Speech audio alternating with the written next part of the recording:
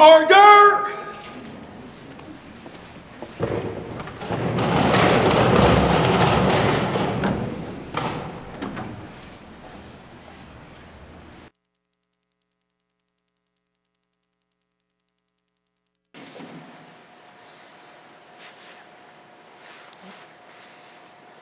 Hein chok agwadig dring ni chajat idit u genjit. Als het nog een jek o had thak. Nog het de weg dring gwinzi goed toch nog a goed heda. Eich nog het an gwati gwiji hajat nog a goed thak. Dia indi genjit heit niet dan. Nou ik agwadig bit goed u. No hiti jejit na kwaljik, nori shri juju dinu no hek agwadat ni jujit, ni inji jejit kuk inang kaka kot gonji, ji drinjit no he nanchi drindo to kut inaja no shi.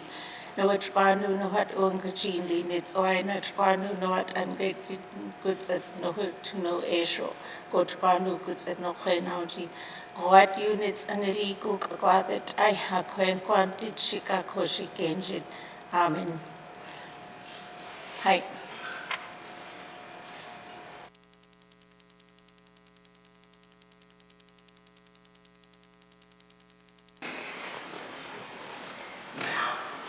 I'd like to thank Karen Mitchell for the opening and guiding words for us today. Colleagues, yesterday I was a very bad grandpa. I forgot to wish my grandson Brady Vandervelden a happy 12th birthday yesterday, so I would like to wish him a happy belated 12th birthday. As well, tomorrow, my better half, his grandson, and Danielle, her daughter's Danielle, son Scott Hagan is also turning 12. So we have two boys that have birthdays real close together, and they both live in Calgary. So wish him a happy birthday. On behalf of the members from Hay River South and Hay River North, I'd like to welcome the grade 6 class from Miss Haas's class at Princess Alexander School in Hay River to the gallery today, and welcome. Thank you very much for being here.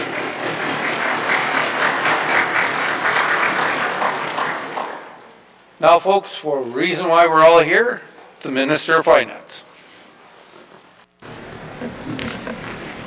Mr. Speaker, with this first budget of the 28th Legislative Assembly, we are changing how we deliver on priorities in a way that is realistic, responsible, and always with an eye on being financially ready for whatever the future might bring. In February, we released a fiscal strategy for this government to help restore long-term stability in our budgets. This first budget is step one in the drive for fiscal improvement. What's new in 2024-25 are a series of simple but measurable changes to ensure solid fiscal fundamentals today, while we help the Northwest Territories build for the future through this Assembly's vision to support people in how they want to live, work, and grow, with priorities focused on housing, a strong economic foundation, accessible health care, healing from trauma, and safe residents and communities. This vision will be achieved with good governance and collaboration with Northwest Territories residents, Indigenous governments, and all communities. The recent flooding and wildfire events have strained our fiscal capacity, one where expenditures already historically exceeded government revenues. The government of the Northwest Territories has a responsibility to ensure that it can always respond to emergencies and provide support in times of emergency events. That responsibility rests on leadership today, not with our children who will be the leadership of tomorrow. We must move forward responsibly now to sustain an environment where our future generations can enjoy a healthy and safe North. As a whole of government, we must also work to achieve the priorities established by the Assembly. In many cases, we can do so through existing department budgets and positions rather than by adding new expenditures or growth to the size of the future public service. As such, this is not a ribbon-cutting budget.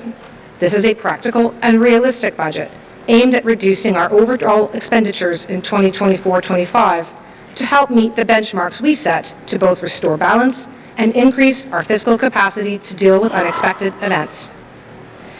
In this budget address, I will review our economic and fiscal situation, describe what we have done to set ourselves on a path towards stronger fiscal responsibility, and highlight work being done this year to deliver on the government's mandate. Overall, we are delivering a $2.2 billion budget that represents difficult choices to achieve targets included in the government's fiscal strategy. We are not meeting our full target of $150 million in savings this year because this was never intended to be an austerity budget or cuts for the sake of cuts. We will need to continue to work towards that ongoing target in 2025-26.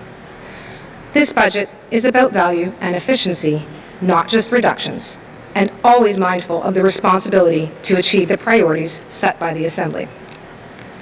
We have reduced funding for some programs and in many cases added the savings elsewhere so that we are delivering on these priorities faster and smarter.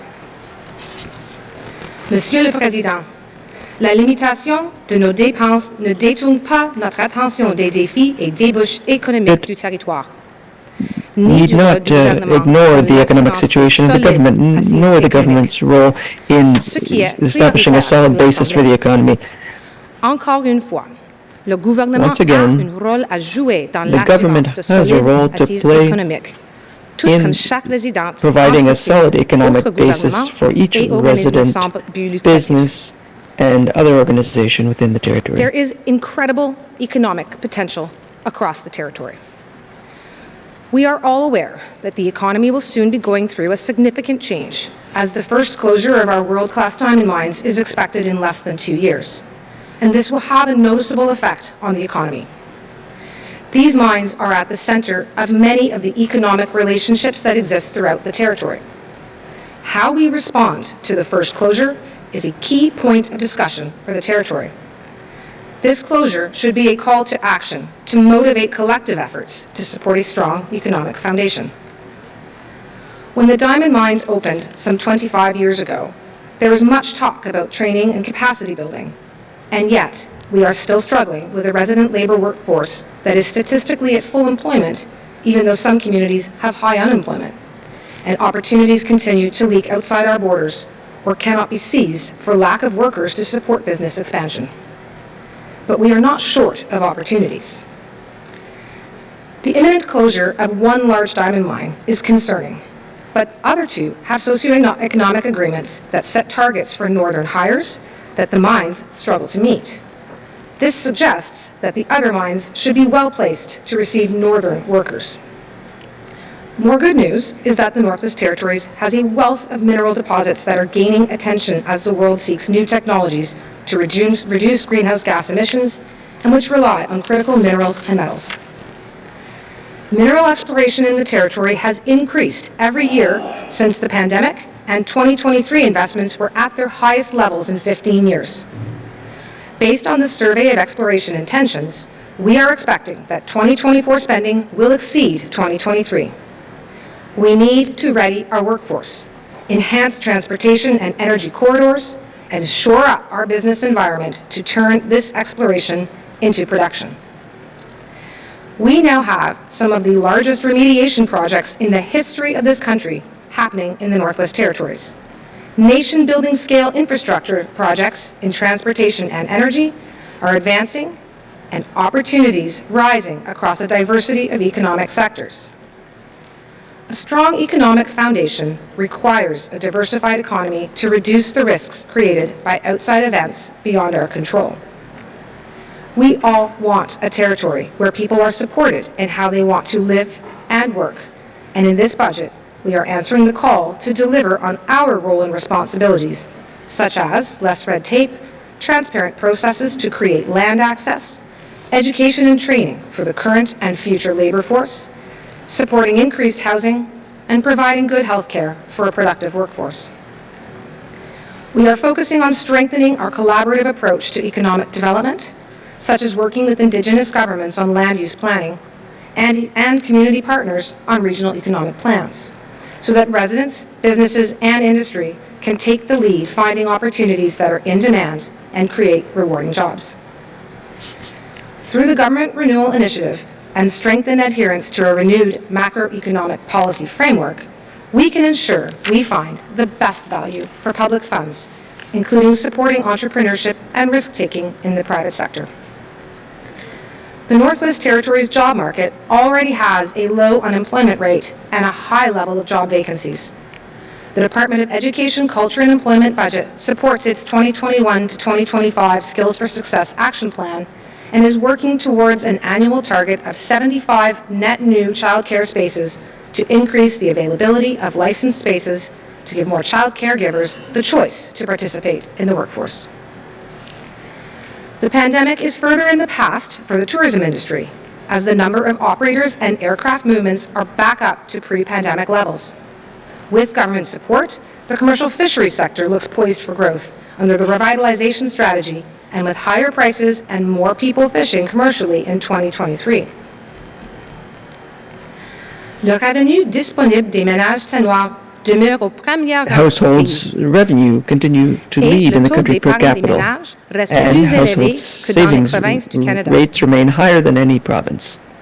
De récents investissements en Recent immobilisation capital investments have rejuvenated the infrastructure asset base across industries, les infrastructures énergétiques, making les improvements in établissements de energy, santé, health les travaux et facilities, services publics public et works les and infrastructures de utilities, support, de transport. and transportation infrastructure. Ces forces économiques s'appuieront sur un Underpinning these gouvernement economic territorial strengths will be financièrement a fiscally viable sustainable qui donne à la territorial government population that et helps aux provide entreprises la people confiance d'investir and businesses ici, confidence au to invest territoire du in the Nord-Ouest. Northwest Territories.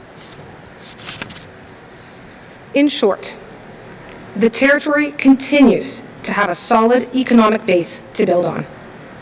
Income, savings, and investments that are fundamental to economic sustainability and prosperity are present. The Northwest Territories is a great place to live, and the resilience and creativity of residents and businesses will help capitalize on opportunities. However, the government needs to get its fiscal house in order and keep it that way to continue to remain a supportive economic partner with the capacity to deliver quality programs and investments in infrastructure. Mr. Speaker, the government has fiscal resources, but we do not want to be using public revenues to pay $30 million a year servicing debt. Our budget is based on the fundamental principle that we do not borrow for programs and services offered today and push those expenditures to future taxpayers. That is why the fiscal responsibility policy makes it clear that we will not borrow for the operating budget, but only borrow for investments in capital assets that benefit future generations. With this budget, we are projecting a $294 million operating surplus for 2024-25, which includes $110 million in federal disaster relief assistance for recent flooding and fire costs. This surplus is the largest projected operating surplus in 25 years. However, to get us on track to have our long-term fiscal house in order, this projected surplus must fund the 2024-25 capital plan of $268 million, as well as start to allocate money towards paying down our debt. This means that as we go through the fiscal year, when new needs or opportunities arise, we will be asking departments to find funding from within existing budgets instead of asking for new money. Departments are also being asked to carefully evaluate what they can do without, or put another way, to budget within what they already have. Our revenue forecast is increased 2% from 2023-24 to reach $2.6 billion. Keeping to our fiscal strategy, we are holding the growth in departmental expenditures below that of revenues. The 2024-25 operating budget is $2.2 billion, which is only $24 million higher than last year's budget and growth of 1%. If we combine the operating and capital budgets, we will spend almost $2.6 billion. For this year, we are proposing $7.7 million in initiatives, including $3.1 million carried over from initiatives started in the previous Assembly. barring a repeat of last year's expenditure shocks, the projected 2024-25 operating surplus will fund the entire capital plan this year, and we are expecting to reduce short-term borrowing by $34 million by March 31st, 2025. We are not done yet. We stay committed to reach our target of the $150 million reduction in short-term debt by the end of the Assembly. The 2024-25 budget exceeds the guidelines in the fiscal responsibility policy, keeping debt affordable and below the federally imposed borrowing limit. As we embarked on our efforts for fiscal sustainability, we asked departments to review and categorize all of their programs, including those required by legislation for public safety or core to the department's mandates. We asked who benefited from various programs and whether a program is connected to this Assembly's priorities. From this exercise, we have accepted $100 million in combined revenue increases and expenditure adjustments for this budget. Monsieur le Président, Mr. le Speaker, budget 2024-2025 Budget démontre notre volonté 2024-2025 d'assainir nos finances shows en utilisant our commitment les to ressources restoring efficacement. balance to our finances Pour les by ensuring our politiques et resources are programmes used in a manner that is visant à atteindre des efficient objectifs and fixés directed par towards l'Assemblée. policies and programs that are achieving the Nous objectives set by the mettons Assembly. l'accent sur la gestion de la croissance des Our dépenses focus is on managing spending growth, maintenant and now, plus que jamais more than sur le ever, renforcement de la reinforcing the transformation cultural culturelle shift entamée started avec l'initiative de through the renouvellement Government gouvernemental Renewal Initiative pour optimiser chaque dollar to ensure investi that we get dans la value for every présentation dollar des we programmes invest et services. in delivering programs and services. Expenditure management that is not done in a thoughtful way can have implications for future program and service delivery. That is why we are proposing to add $42 million in additional program spending to support increased program costs. Key cost pressures that we need to address in the fiscal strategy are related to spending pressures in health and the low water levels that are challenging for the Northwest Territories Power Corporation and Marine Transportation Services. Over the next year, we will put shared efforts to ensure health spending remains within its budget. Health spending is a third of our operating budget and consistently requires top-ups throughout the year. In 2023-24 alone, health spending is projected to be $64 million higher than budgeted. We are proposing to add $37 million to the Department of Health and Social Services 2024-25 budget that reflects the additional needs identified over the past year and to identify a right-sized budget that will help provide stability to our healthcare services. We are mitigating the high cost of living with $30 million to help keep power rates stable. As a regulated entity, the Northwest Territories Power Corporation has little room to avoid passing the increased costs resulting from unprecedented low water to ratepayers, and so the government will step in to help fill this emergency gap. This is an example of why we must maintain fiscal capacity into the future to be able to support residents through extreme or unprecedented events. Managing expenditure growth also means that we have the resources to focus on the government's priorities. Operating expenditures are being reduced by $156 million this year, including $48 million in savings through fiscal strategy measures. These savings are offset by $168 million in program enhancements and adjustments. Since much of the program increases reflect past flood and wildfire recovery costs, this spending will be eliminated in future years. The public service has grown far faster than the private sector over the past few years. This means not only significantly increased public cost, but also has implications for the availability of labor to the private sector. We need to look carefully at this growth. That said, the programs and services that we are expected to deliver across the geographic expanse of the territory rely on a strong public service, and therefore, any fiscal sustainability efforts that considered eliminating positions looked first at vacant positions or opportunities for attrition.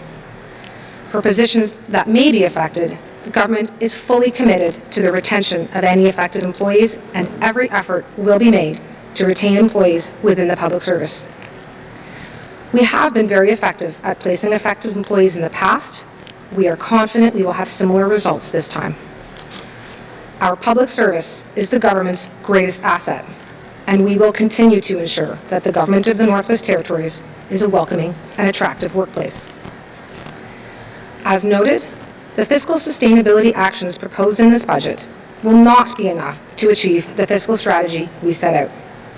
We have deliberately not forced immediate cost neutrality in program and service delivery, particularly in health services delivery, because we are realistic about the challenges involved in doing a fulsome review of spending and are determined that we will accomplish this task by seeking efficiencies, avoiding duplication, and redeploying what is not working to that which does provide value. Mr. Speaker, I take pride that this budget is not about what we are spending more on, but rather how we are spending smarter. Departments are finding savings and innovating services within their existing budgets. We currently spend millions of dollars to run the Fort Smith Correctional Complex that has capacity for 21 inmates, but on average only has 10. We are planning to close it, but not simply walk away from a valuable asset with well-trained staff.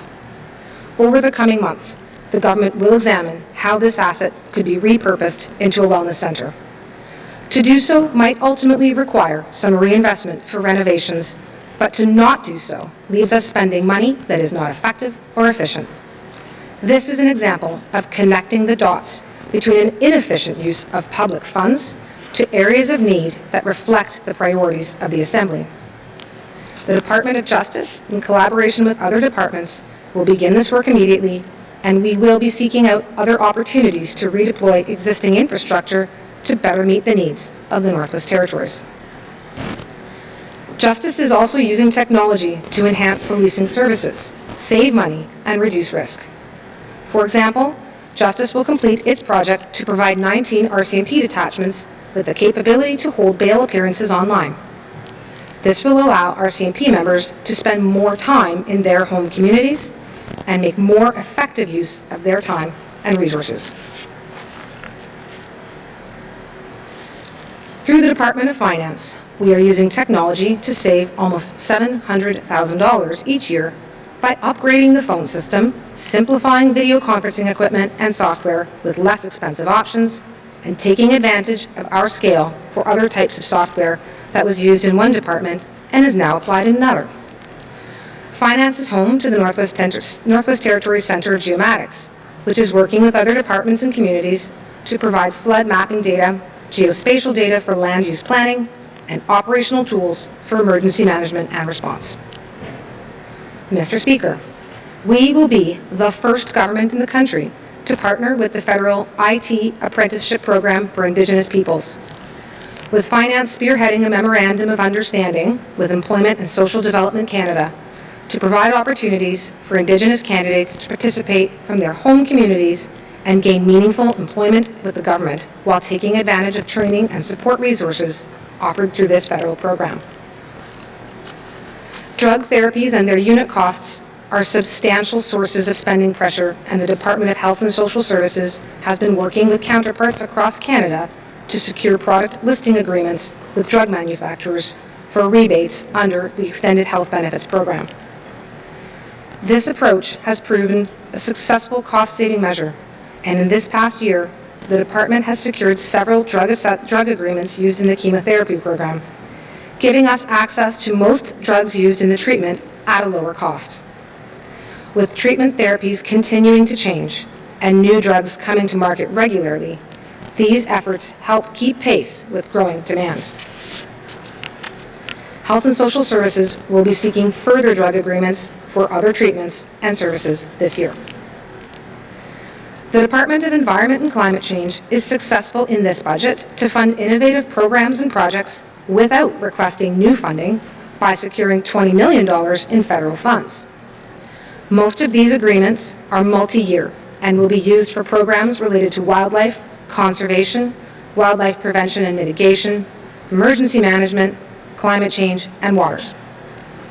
Partnering with the Departments of Finance and Municipal and Community Affairs, the Department is implementing the Land Operations Tenure System which is an integrated database for delivering land tenure and property assessment and tax services to reduce administrative burden for clients. The department will also be optimizing its recent merger to ensure it is yielding efficiency gains. The Department of Executive and Indigenous Affairs and Education, Culture and Employment are committed to advancing integrated service delivery for improved coordination and information sharing among different strategies for homelessness, anti-poverty, reduced alcohol use, and improving food security.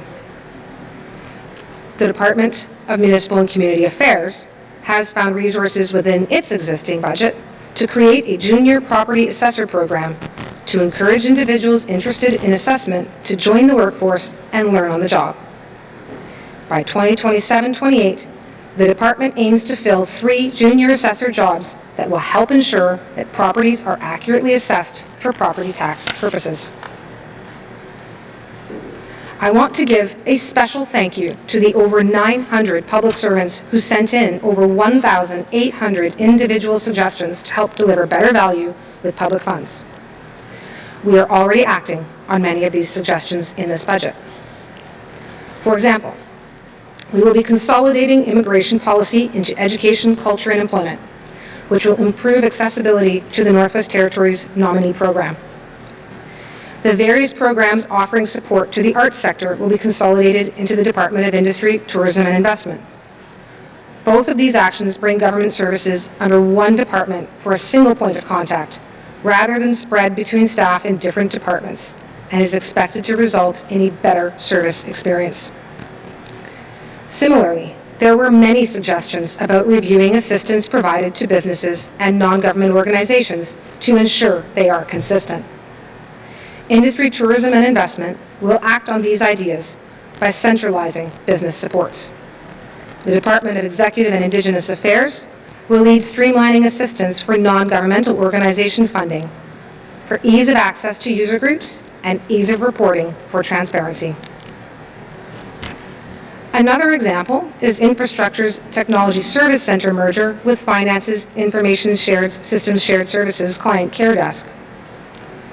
Bringing together employees working within similar spheres is expected to increase productivity and help improve the quality of program delivery.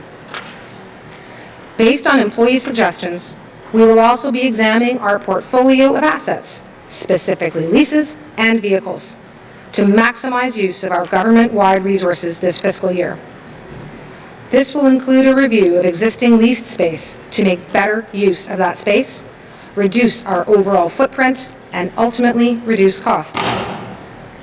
Alongside this work will be an evaluation of the remote work policy to assess its effectiveness in support of employee productivity and morale, because changing the spaces we work in needs to be a positive opportunity for flexibility. We will be charting a path towards centralized mobile fleet management. This work will take some time and likely involve some cost to initially set up, but will ultimately replace an inefficient and expensive approach of underused vehicles and poor economies of scale for procurement. Again, there is no ribbon cutting in those changes, but we are committed to listening to those delivering programs and services, and committed to making programs and services more responsive and effective in achieving the goals of the Assembly without new dollars needed. While we are indeed curtailing spending growth, the good news is we are confident that future expenditure management will justify adding to $4.6 million in new spending in 2024-25. The new spending in this budget reflects the government's mandate to achieve the priorities set by the 20th Assembly. We propose an additional $793,000 to support the transition to a green economy with resources dedicated to the Energy Action Plan and building a fast-charging network for electric vehicles in the Territory. The government continues the collaborative work to complete the Mineral Resources Act regulations, with a proposed $393,000 to finish the final step in bringing the legislation into force. We are collaborating with the Intergovernmental Council to ensure the regulations under development are comprehensive and are reaching out to other Indigenous governments for their participation. We want to build on the success of the territory as a destination for filmmakers to embrace the opportunities that the ever-growing global demand for video and media content offers, to showcase the territory's nature and beauty.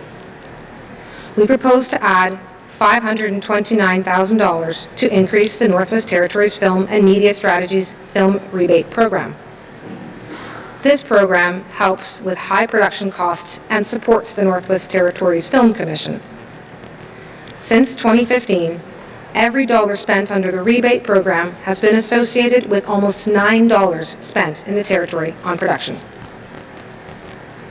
We are also proposing in this budget to contribute a new $1 million to Housing Northwest Territories to continue the cost-sharing agreement for the Canada NWT housing benefit that provides rental affordability assistance to low-income households. We expect to continue this for 2 more years and enable a total of $9.6 million in federal and territorial support over 3 years to help keep rents affordable for Northwest Territories residents. Housing is also a key element to support success in addictions. We are proposing to spend $1.6 million on the Transitional Housing Addictions Recovery Program that is administered through the Departments of Health and Social Services and Infrastructure in partnership with Housing NWT.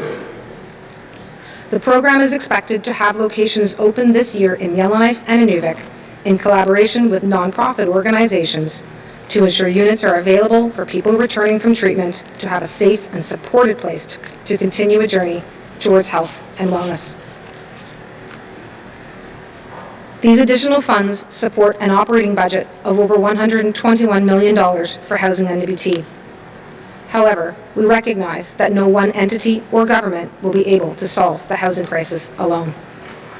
As a result, Housing NWT is focusing on the various levels of partnership required to ensure that there is funding available to leverage, but also coordination across governments on all aspects of the housing continuum without unnecessary duplication. For example, Housing NWT has now signed 4 agreements with Indigenous governments to signal not only our commitment to working with each Indigenous government, but also to identify the key areas of focus on our work with each individual government.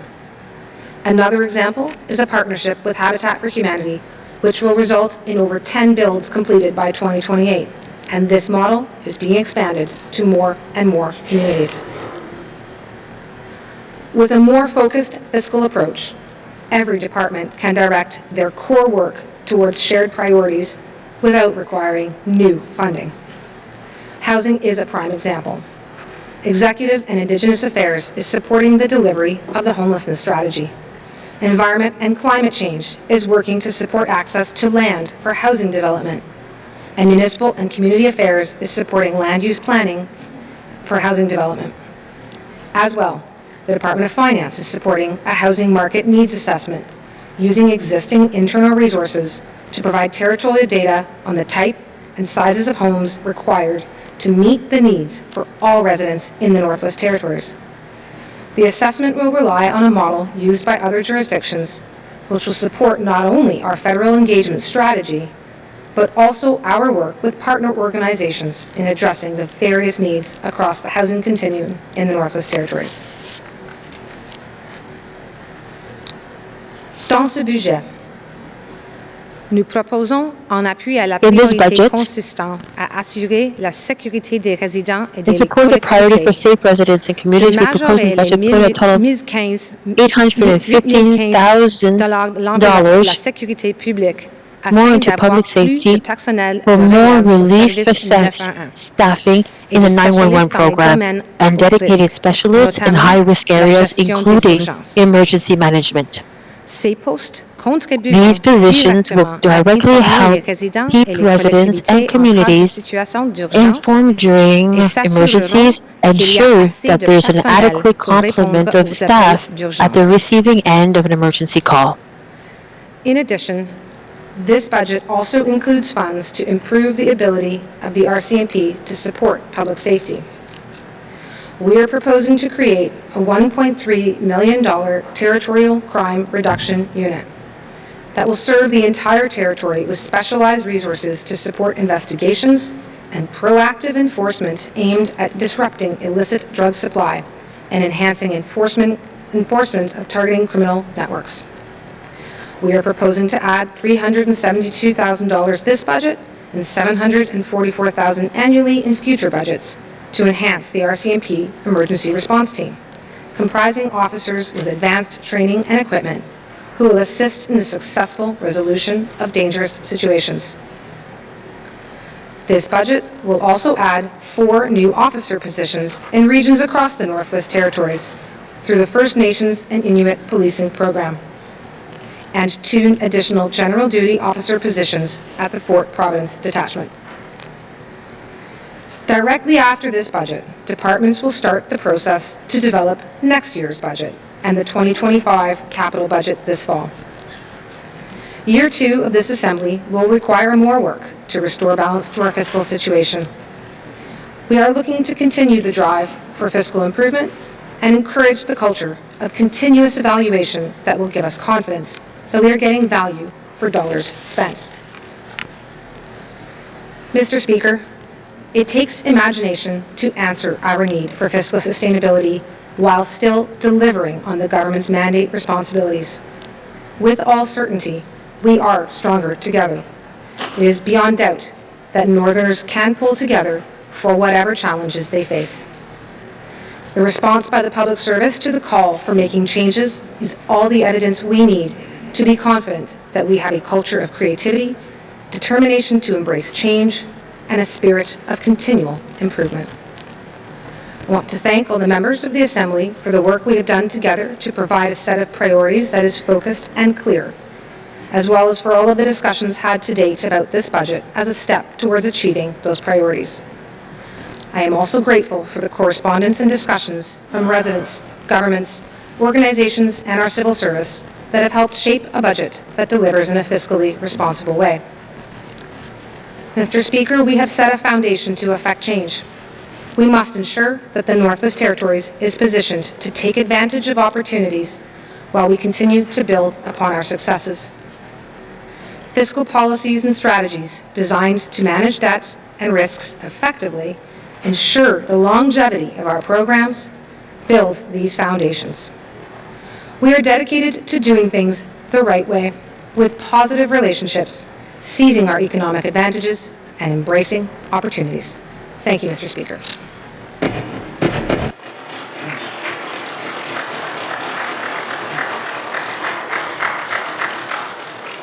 Thank you, Minister of Finance.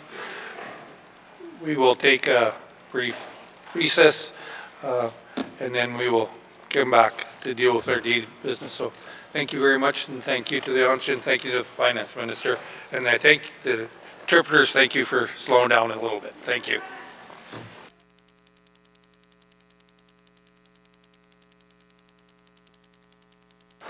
Thanks for the brief break.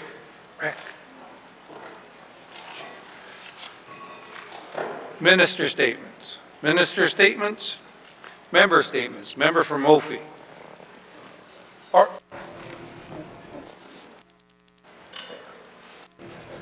Okay. Thank you, Mr. Speaker. Mr. Speaker, today I would like to recognize and celebrate the achievement of a Cleacher woman. As women, we face more barriers when building our careers. Most often, it is the women who balance the needs of children and family with the demands of work.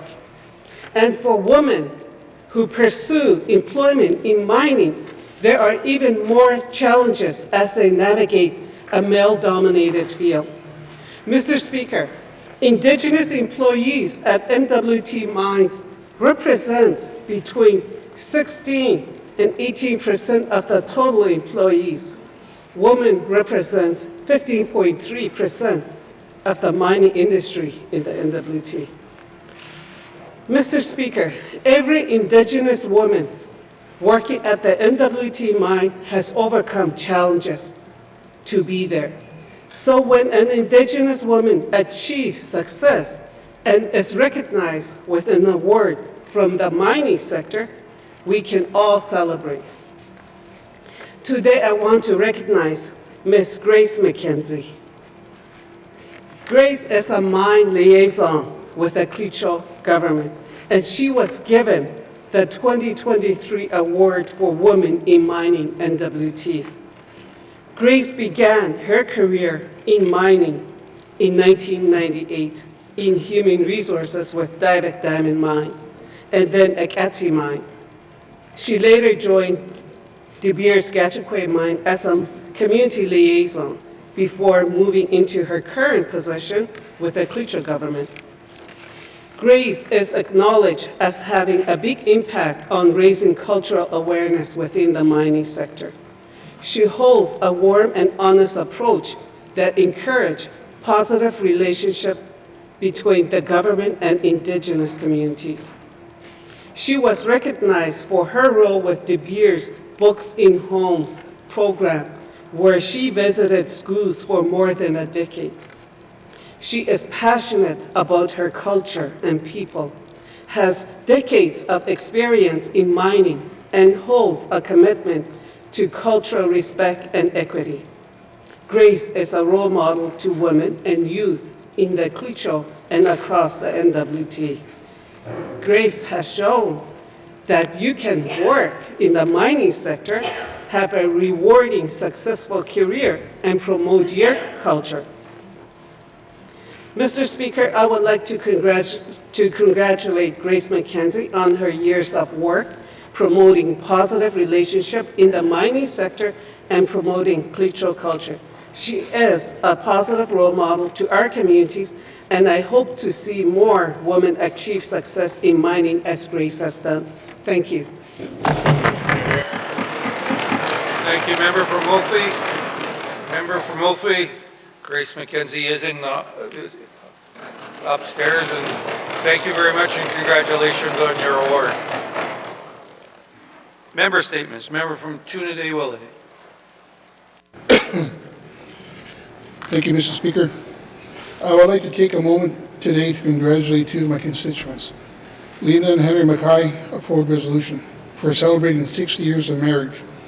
Their lives first crossed paths on the ice rink at Peter Pond School in 1961, when Lena skated as often as she could. On that day, on April 9th to be exact, Henry happened by and two met for the first time. She fondly remembered how his skates were too big. From that point on, their both bonds grew, and they were married 3 years later. At first, they spent years on the land trapping before working at Pine Point. Lena got her GED after moving back to Forward Resolution, and after her children grew up, she worked as a cook in many different capacities until most recently opened her own takeout businesses. With Henry Henry retired in 2009. Henry, meanwhile, was a firefighter and worked at the sawmill until it burnt down. Now, after many struggles and hard times, they have 6 children together. Through the oldest, Henry Jr. is sadly deceased. They are also gifted with 19 grandchildren. Two have passed away and took 12 grandchildren. I join my colleagues in wishing the entire best, and note that Henry still has yet to own a pair of skates that fits. Though out their lives, they have remained active hunters and trappers. And they have won Senior Trappers Award both together and separately multiple times. Together, they won the Active Elders Award in 2019, and Henry also recently won on the award from the Denali First Nation in recognition of his contribution and dedication and preservation of the betterment of the Treaty 8 community through the Clicquot Territory Government. Here's to their loving marriage, and if anyone has a spare skates, size 10, please let me know and I'll get it to him. Mr. Speaker, I just want to wish Henry and Lena a happy 60th anniversary. Merci. Thank you, Member from Trinidad Willity. My best on their 60th anniversary. Member statements. Member from Slave Lake. Great.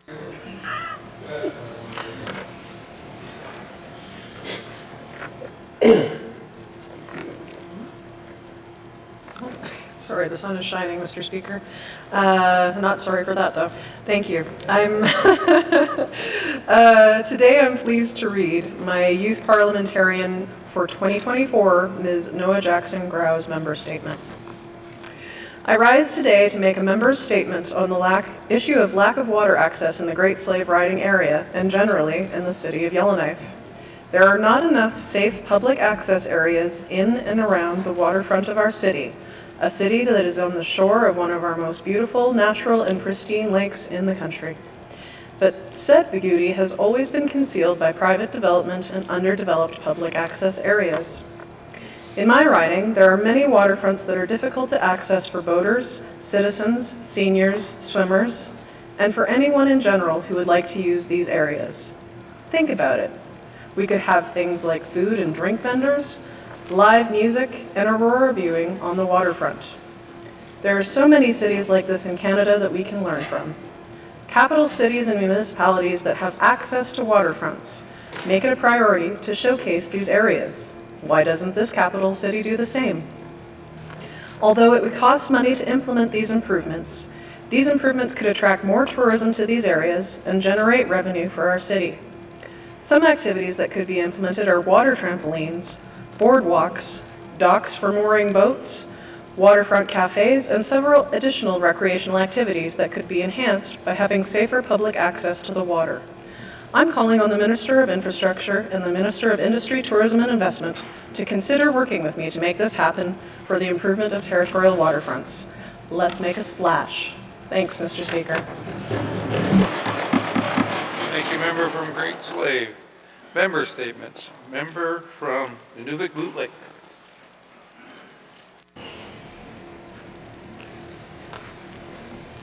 Thank you, Mr. Speaker. Mr. Speaker, the Government of the Northwest Territories Long-Term Care Review Program was completed way back in 2015, and it identified the overall need for long-term care in the Northwest Territories at 115 beds per 1,000 people aged 70 years and older.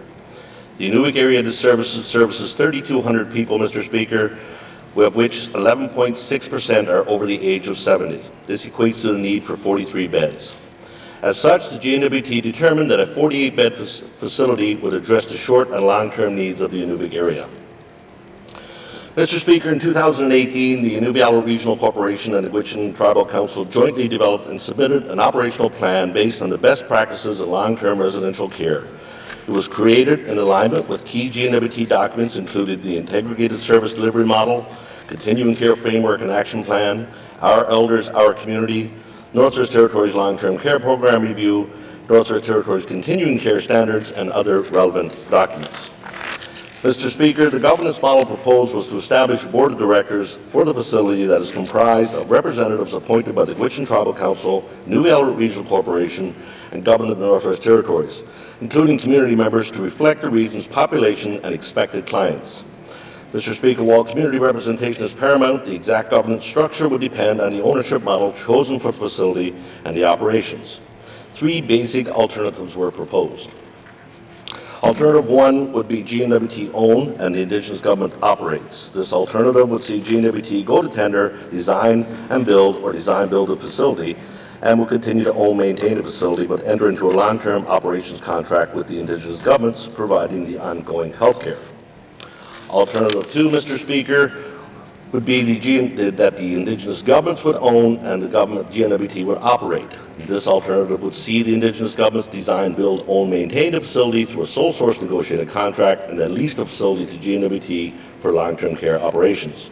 The Indigenous governments would work to supplement reasonable shortfalls in federal and territorial capital health funding through a combination of equity and commercial financing, and would partner with an industry-leading design-build contractor to construct a facility and use its internal resources to maintain the facility. Mr. Speaker, alternative number 3. Mr. Speaker, I seek unanimous consent to continue my statement. Thank you, member from Nunavik-Boot Lake. Members ask for unanimous consent to conclude his statement. Any nays? Seeing none, you may conclude your statement. Colleagues, thank you, Mr. Speaker. Mr. Speaker, alternative 3 would be the Indigenous governments would own and operate. This alternative would see the Indigenous governments design, build, own, maintain a facility through a sole source negotiated contract and enter into a long-term operations contract with the government to provide the ongoing health care. The Indigenous governments would again work to support reasonable shortfalls in federal and territorial capital health funding through a combination of equity and commercial financing. Mr. Speaker, this is a much-needed facility in Inuvik, and I look forward to hearing what Health and Social Services plans to do to make this a reality. Thank you. Thank you. Member from Inuvik Boot Lake. Member statements. Member from Range Lake. Thank you, Mr. Speaker. Mr. Speaker, I'd like to take a moment to acknowledge this year's wonderful session of Youth Parliament, which you presided over, and I thank you for that, Mr. Speaker. And I'd also want to recognize my young counterpart, J.C. Mariano of St. Patrick's High School, for his excellent work as Range Lake's MLA. I know his words continue to resonate with me as we resume our session here in the Legislative Assembly. J.C. spoke passionately to his principles of dignity and respect for all when he addressed the Youth Assembly on the topic of homelessness and poverty. Speaking of how his family only recently immigrated from the Philippines, it was powerful to hear him contrast his idea of Canada with the reality he encountered when he arrived. Why is one of the wealthiest countries in the world still having so many issues struggling to support people feeding their families and putting a roof on their heads? When JC highlighted the work his school does to give back to the community, particularly through the Interact Club, he proved that young people are engaged in their communities and make a real difference, which is why we need to continue to support youth volunteerism, school clubs, and other after-school programs so that young Northerners have the opportunity to learn early on how rewarding it is to support their friends and neighbors. What starts with volunteering and organizing at a young age can set the next generation on their way into the Legislative Assembly and beyond, Mr. Speaker. We rely on raising a new generation of leaders like JC to provide us with fresh perspectives and often harsh truths, knowing one day they will take our place. I am proud JC has already proven he can really shake things up in this Assembly, just like his MLA. He is surely well on his way to changing our future for the better. Thank you, Mr. Speaker. Thank you, member from Range Lake. And I can honestly vouch he was very much like you. Member statements. And it was a compliment. Member statements. Member from Frame Lake. Thank you, Mr. Speaker. In 2018, the Departments of EC&E and Health collaborated to deliver the Child and Youth Counseling Initiative, which brought counselors into NWT schools to better connect children and youth to mental health support. In 2023, a contractor was hired to review the initiative and found that when it came to delivering services for youth, the program was largely a success.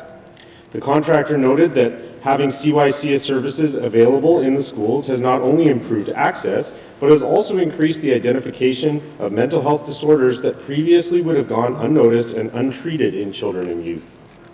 Notably, the few problems identified with the program were primarily issues associated with interdepartmental collaboration and understanding. The report's top two recommendations were that Health and ECE's working relationship be better defined and strengthened, and that the CYC initiative continue to be delivered in schools. Perplexingly, the government responded that they agreed with the recommendation to continue the initiative, but then proceeded to completely dismantle it, reducing the number of counselors, removing them from the schools, and then replacing the initiative with a fundamentally different program. The changes have been communicated as an improvement to the program, but it's very difficult to see them as positive or remotely aligned with the report's recommendations when they are resulting in counselors being pulled from schools and mental health services being reduced. In response to concerns raised by one of my constituents about these changes, the health minister reassured that counseling would still be available through the community counseling program, but also noted that the changes have reduced access to the program and children may be put on waiting lists who were previously receiving service. Something isn't adding up here, Mr. Speaker. We had a program which was meeting kids where they are and succeeding in helping them, and it appears the program has been dismantled because our departments were struggling to work together effectively and felt it would be easier to change the program to avoid this problem rather than work to address it. Problems like this are why I advocated in my priority speech that we need to make government-wide changes to shift to more collaborative models of working, and I am tentatively pleased to see the government strongly emphasize the importance of interdepartmental collaboration in their freshly tabled mandate. My hope is this shift will result in staff being given the tools to constructively manage conflict so situations like what's happened with the CYC program don't continue to occur. Thank you, Mr. Speaker. from Frame Lake. Member statements. Member from Mackenzie Delta. Thank you, Mr. Speaker. In our communities, we recognize our elders as our most prized resources. They guide us and give us strength to do the best we can in helping others to live a productive life. In return, we make sure that they are looked after and cared for during their golden years. But this government is taking a totally different approach. This government is looking out for the young and able, while the elders are left to fend for themselves with the limited assistance that they receive for home heating fuel, while being on a fixed income. In total, we have 52 recipients who take advantage of this program within the Mackenzie Delta region. That is not very much to accommodate. Mr. Speaker, not too long ago, the elders were struggling to survive on $1,000 per month for heating fuel. Then this government decided that this was too much, so they cut the seniors' fuel subsidy to $750 per month. In Aklavik, the price of heating fuel is $2.68 per liter. The seniors on fuel subsidy are given a modest discount of 5 cents per liter, with the price set at $2.63. Most, if not all, the seniors have to pay up to $2,000 out of their fixed income just to make sure that they have fuel to make it to the next month. Mr. Speaker, let's put this into perspective. Given the amount allocated to the seniors for heating fuel to keep their homes from freezing up in the colder months of the year, the amount of fuel is less than 2 45-gallon barrels of fuel for the whole month. Again, the elders have to ensure that they have enough fuel for the entire month. They have to pay out of their own pockets. To me, there's something wrong with this picture. Mr. Speaker, it is time for this government to step up and start looking after the elders of the Northwest Territories. This government has to do the honorable thing and recalculate how they allocate the seniors fuel subsidy program based on the steadily increasing price of heating fuel. Mr. Speaker, I seek unanimous consent to conclude my statement. Thank you, member from Mackenzie Delta is asking for unanimous consent to conclude his statement. Any nays? Seeing no nays, member, you may conclude your statement. Thank you, Mr. Speaker. Thank you, colleagues. Increasing price of heating fuel, high cost of living, and the harsh environment that we live in. Mr. Speaker, in closing, our greatest resources that we have is our elders. It is time that we, as government, start to look out at the elders more seriously and make sure that they are living in a secure home. The elders truly deserve to live in a comfortable life because they are the ones who paved the road that we walk on today. Thank you, Mr. Speaker. Thank you, member from Mackenzie Delta. Member statement. Member from the Sahtu. Thank you, Mr. Speaker. Part 2. Sahtu climate change and unprecedented low water levels on the Mackenzie River. Mr. Speaker, the historic water levels in the Mackenzie River Basin has raised endless stressful concerns. Mr. Speaker, I would like to take this moment to once again address the all-season road connection Wrigley to Norman Wells, a project and regulatory process.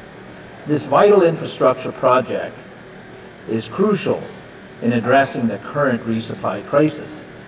I welcome the discount air barge submitted by Buffalo Airways. What about larger project materials? Yes, Mr. Speaker, the Sahtu will benefit from this year-round access, lower the northern market basket measurement. This infrastructure will also become a provider to the NWT and national GDP. The all-season road cannot be overstated. It will provide improved access to health care, education, open the doors to economic opportunities for government, industry, commercial, and residents. Mr. Speaker, critical to project's fruition is capital security and funding. Without adequate financial resources, even the most thought-out planned projects can quickly fall apart. Mr. Speaker, it is essential that we secure the necessary capital and recognize the in-place permits to this all-season road project. And, Mr. Speaker, we are also on the crossroads to this mandate by this and previous assemblies. In closing, Mr. Speaker, I highlight the funding model within our capacity. 26% in project equity, capital commitments, amendments to the existing funds for expense.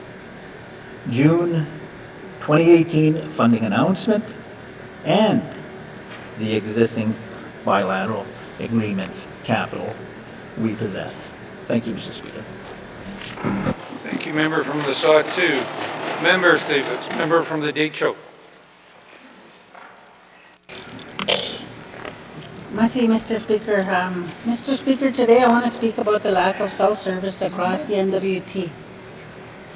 Mr. Speaker, I've heard from numerous Deitcho constituents who have voiced their concerns about the lack of cell service when traveling on the NWT highway system.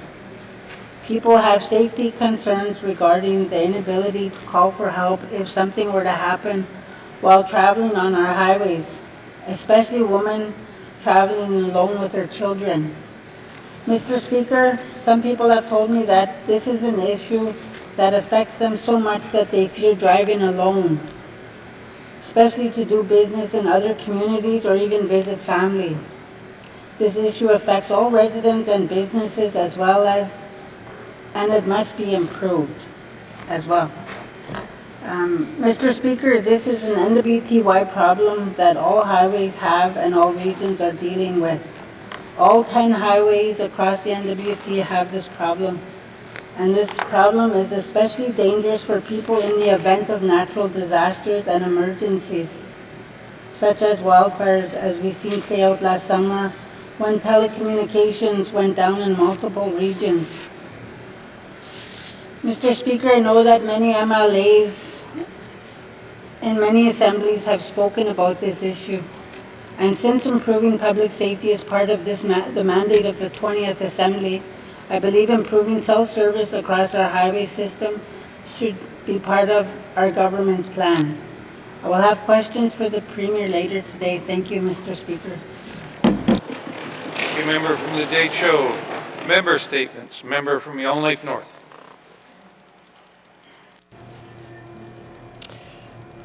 Thank you, Mr. Speaker. Mr. Speaker, continuing on from my statement yesterday, I want to speak about our territory's challenges with basic literacy and numeracy, what is at stake, and how this Assembly might help. In 2012, the Supreme Court of Canada released a unanimous decision recognizing that learning to read is not a privilege, but a basic and essential human right. The case involved a British Columbia student with dyslexia. The court ruled that he had a right to receive the intensive supports and interventions he needed to learn how to read. Within the last 5 years, the Ontario Human Rights Commission conducted a public inquiry into the right to read. Ontario's public inquiry found that we have decades of extensive research on the most effective methods for teaching students early reading skills, and yet Ontario is still failing to consistently use those proven methods like phonics. I'm worried that the NWT is similarly failing. Ontario's inquiry found that students who don't develop good early reading skills will go on to struggle in nearly every aspect of school. They start to believe that they're stupid, even though reading disabilities have nothing to do with intelligence. They're more likely to develop low self-esteem, mental health problems like depression and anxiety, likely to act out through bullying, and sometimes self-harm or even attempt suicide. Over the long term, it's easy to see how this can lead to unemployment, substance use issues, homelessness, and higher involvement in crime and incarceration. There are a significant number of children in our school system who have not yet learned to speak. Others who do not know enough words to even begin to learn to read. So consider the consequences of that. If there are concerns about abuse or mistreatment, these children are unable to explain what happened to them because they don't have the words. This inability to communicate puts them at extreme risk. That is when the assistance of a speech language pathologist in each school is crucial, and yet only some of our students have access to these kinds of professionals. Mr. Speaker, I ask for unanimous consent to conclude my statement.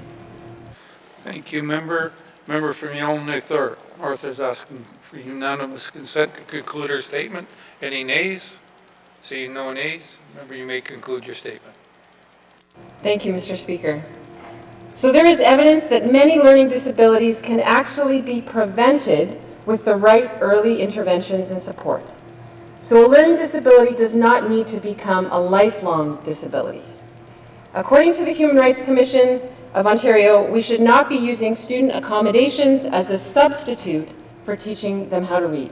We cannot give up on the expectation that every child can and will become literate. Thank you, Mr. Speaker. Thank you, Member from Yellowknife North. Member statements. Member from Yellowknife Centre.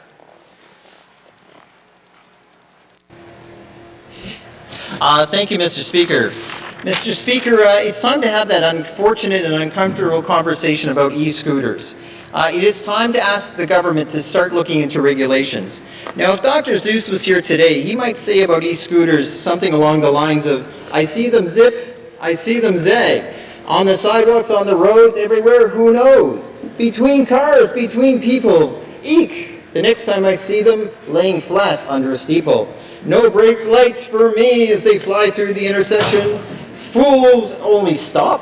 Helmets, signals, intersection stops, nary a one as they flip their top. Mr. Speaker, it's time to say, stop, stop, stop. Mr. Speaker, some will argue e-scooters are a toy.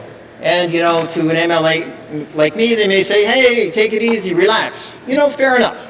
However, Mr. Speaker, when you're driving over 30 kilometers an hour on a sidewalk, it's no longer a Nerf gun, Mr. Speaker. On average, e-scooters range between 15 and 30 miles an hour. That's 24 to 40 kilometers an hour. Similarly, do you know another toy that goes that fast through intersections with people? What about we regulate drones? So it's not unheard of to find ways that the public can still enjoy their novelties safely. Mr. Speaker, looking through the Motor Vehicle Act, there's more regulations on pedestrians than there are on e-scooters.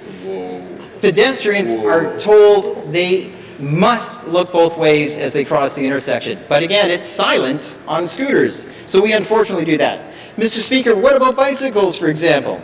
It even says bicycles under section 26 brackets 1A shall not ride on a sidewalk, Mr. Speaker. So my point being is we have these motorized vehicles, public safety at risk, and it's time to have this uncomfortable conversation. Cities like Toronto have banned them. Mr. Speaker, the Ontario government has done an opt-in process by saying all scooters are banned unless you come up with regulations in your own way. And they're running a test period. Mr. Speaker, my point is it's time to address this through public safety, because the last thing we want to do is be looking backwards to say what could we have done or what should we have done for safety. And it doesn't apply perfectly across the continuum of municipalities, and we'll discuss that during a question period. Thank you, Mr. Speaker. Thank you, Member from Yellowknife Centre. Member statement. Member from Hay River South.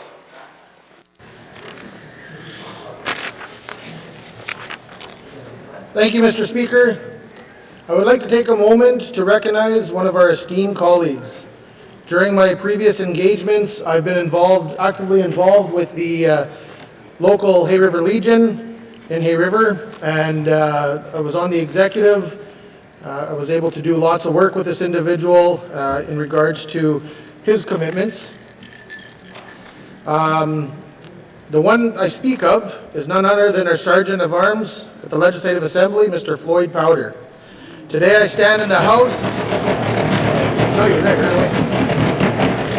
Today I stand in the House to commend Mr. Powder for his outstanding contribution to our nation's veterans, a commitment that has gained federal recognition with the Minister of Veterans Affairs Commendation.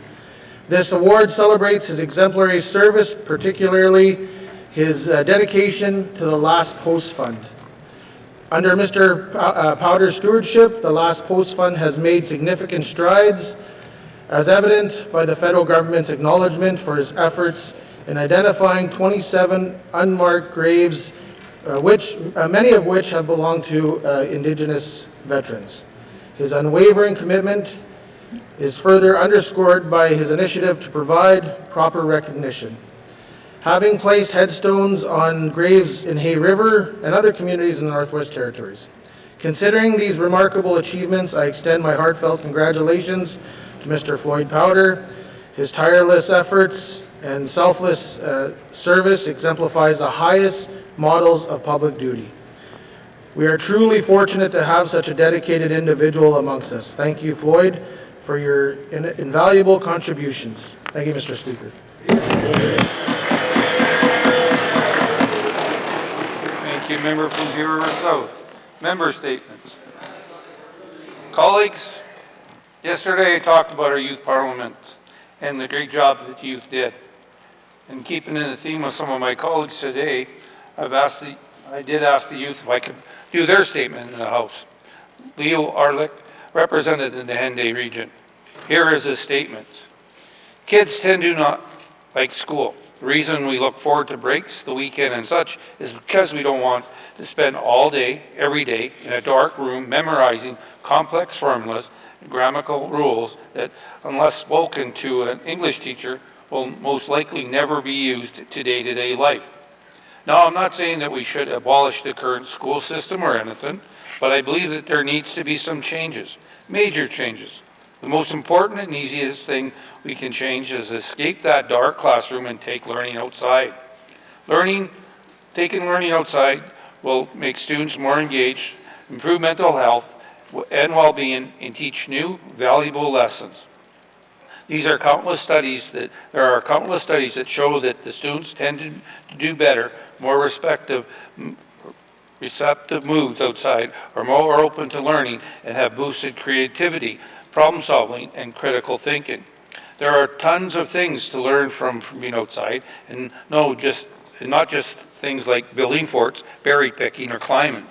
Things like patience, learning to truly appreciate the beauty of life, all comes best from being outside, on top of whatever lessons have been planned.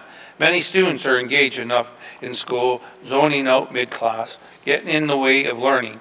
Being outside could make learning way more engaging for most students, because children like being outside too. There's tons of physical benefits as well as previously mentioned mental and emotional ones.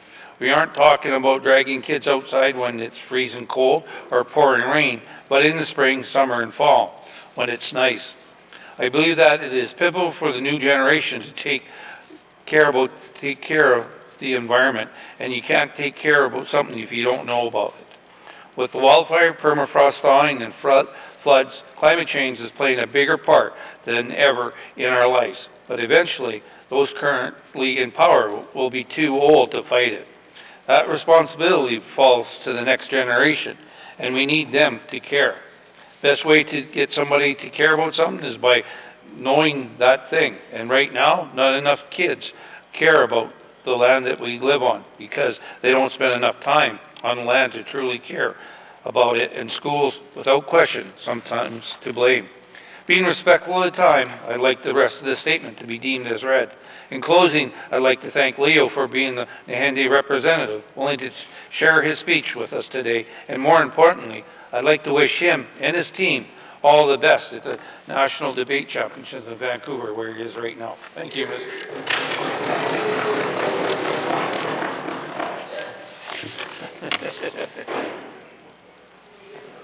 Member statements. Member statements.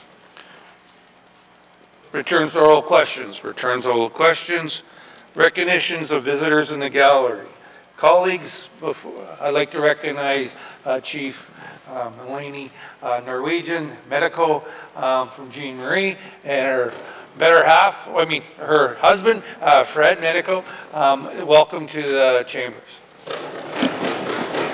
Member from Great Slave. Thank you, Mr. Speaker.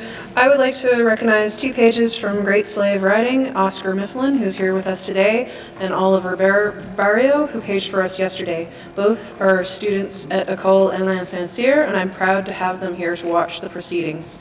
I was also pleased to meet and speak with their parents prior to this sitting, and I know they're very proud of you both.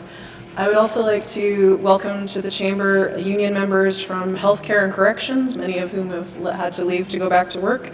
Also, Sarah Jane Dempster, President of the NTFL, Chris Parsons, Director of Membership Services for the UNW, and Adrian Cartwright, Communications Officer for the UNW. Thank you, Mr. Speaker. Recognition as a visitor in the gallery, member from Hay River North. Mr. Speaker, every year the grade 6 class from Princess Alexandra School in Hay River travels to Yellowknife and they visit the ledge. For the last 4 years they weren't able to do that, but this year, Mr. Speaker, they came back, and so I want to recognize Ms. Haas's grade 6 class from Princess Alexandra who joined us today. We have Malachi Bolio, Skylar Cayenne, Katana MacArthur, Noel Peters, Jagger Walsh, Blakely Beck, Abigail Belanger, Kennedy Bolt, Shelby Coakwell, Shane Delory, Nash Fraser, Olivia Fraze, Sawyer Hurst, Charlotte Hines Ruggles, Michelle Longway, Annalie Monkman, Braden Morrissey, and there's more names that my colleague from Hay River South will be reading. Thank you, Mr. Speaker. Thank you. Member from Hay River North. Member from Hay River South.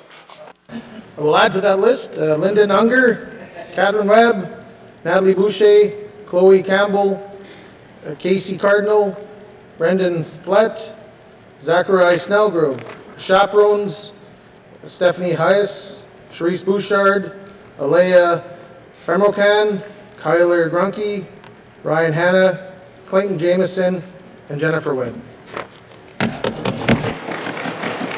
Recognition as a visitor in the gallery, member from Rangeley. Thank you, Mr. Speaker. Mr. Speaker, I'd like to recognize one of my constituents, Mr. David Waselsiu, who is also the YK1 Education District Board Chair and one of the key figures behind Open NWT, which has done a lot to expand awareness of our proceedings here today and our institution. I'd also like to recognize Maddie Hodson, who is one of the pages with us today. Thank you for helping with our proceedings.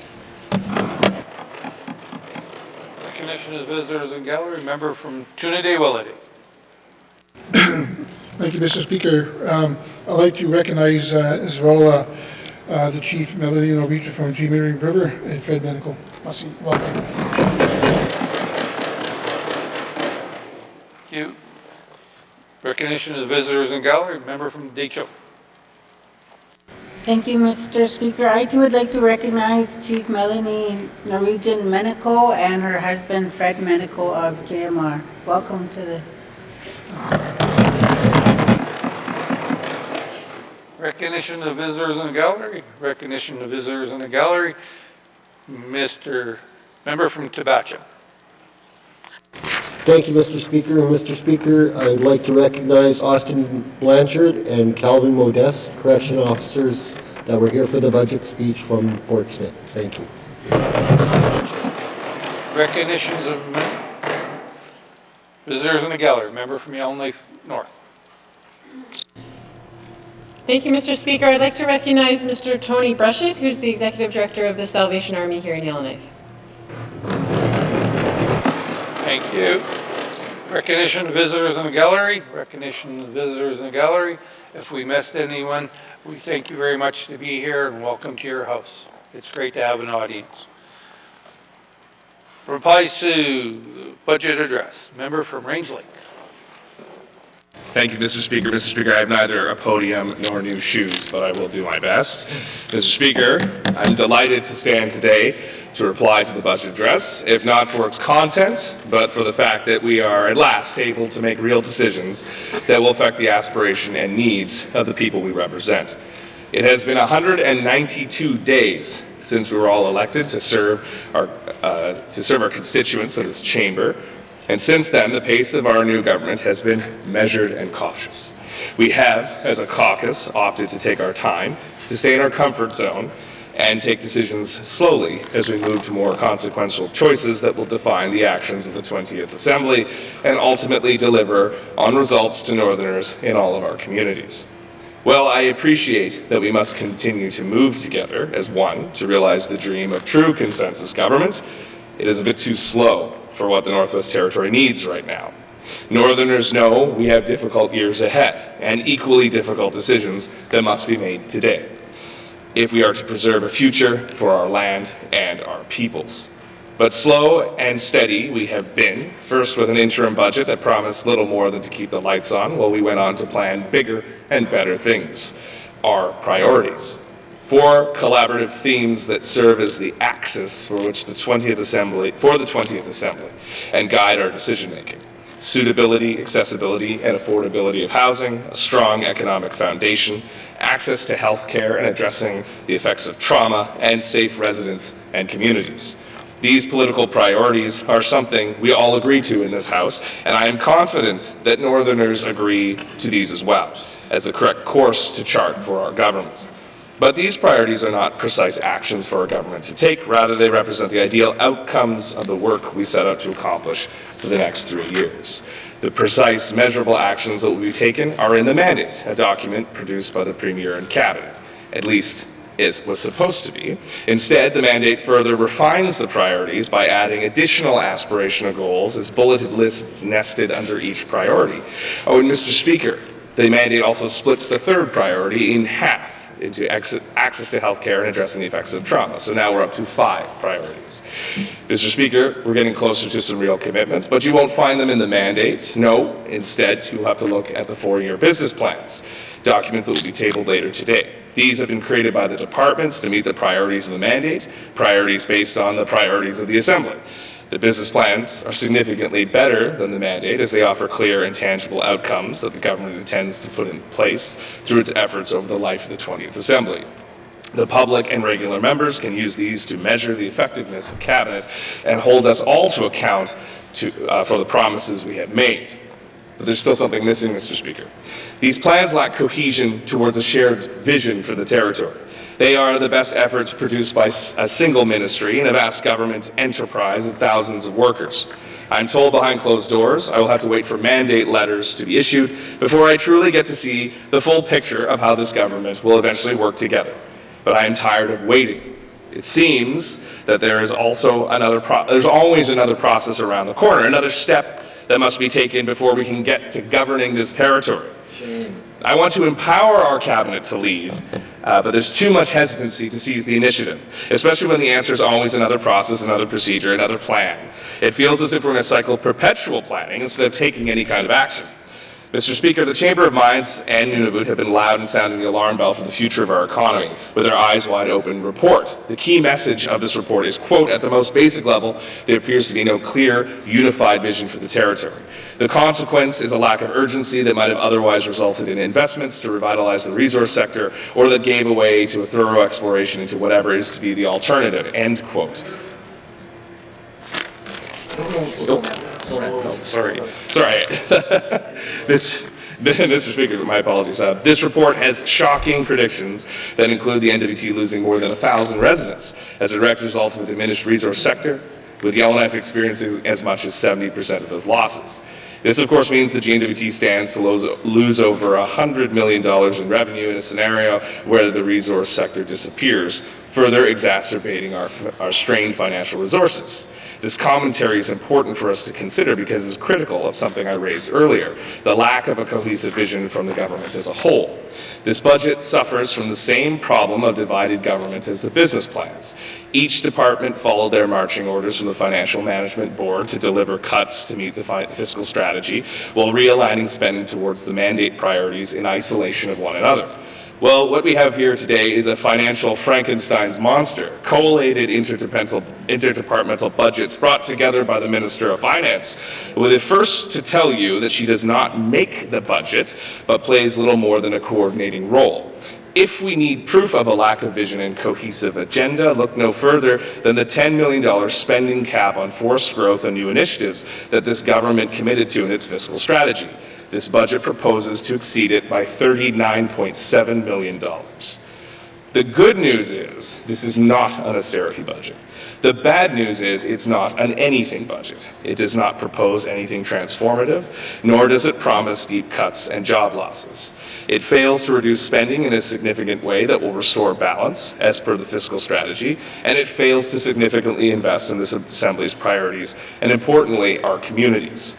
The municipal funding gap remains unresolved, with local governments underfunded to the tune of $52 million. The Small Community Employment Support Program and Capital Access Program are both being gutted to save the GNWT $2.5 million at the expense of much-needed investment in small Indigenous communities across the NWT. But perhaps most alarming are the proposed cuts to housing NWT. The department is reducing its budget by 10%, or nearly $13 million. Some of these reductions are sunsetting federal dollars. Others are driven by FMB mandated reductions, including $583,000 cut from the rental affordability assistance funding. In practical terms, though there will be 226 units that NWT Housing plans to build in the 20th Assembly, none of them are new. They are existing commitments that represent no net increase to housing stock in the NWT. Using this example, we see a department whose core mandate is essential to realize the top priority of the 20th Assembly, prevented from doing so because cuts were mandated by process and everyone had to chip in. The thinking behind this budget did not start from a place of how do we deliver on housing priorities and make necessary cuts to achieve that, and therein lies the problem. We need leadership from the center, and that means consensus-based decision-making needs to change. I want to be clear that I do believe we have ministers who get it and want to break down silos and get results that make an impact. What we lack is the courage to break free of the systems within our institutions that prevent that from happening. If this Assembly is to succeed, this Cabinet needs to embrace a radical departure from the status quo if we are to see different results.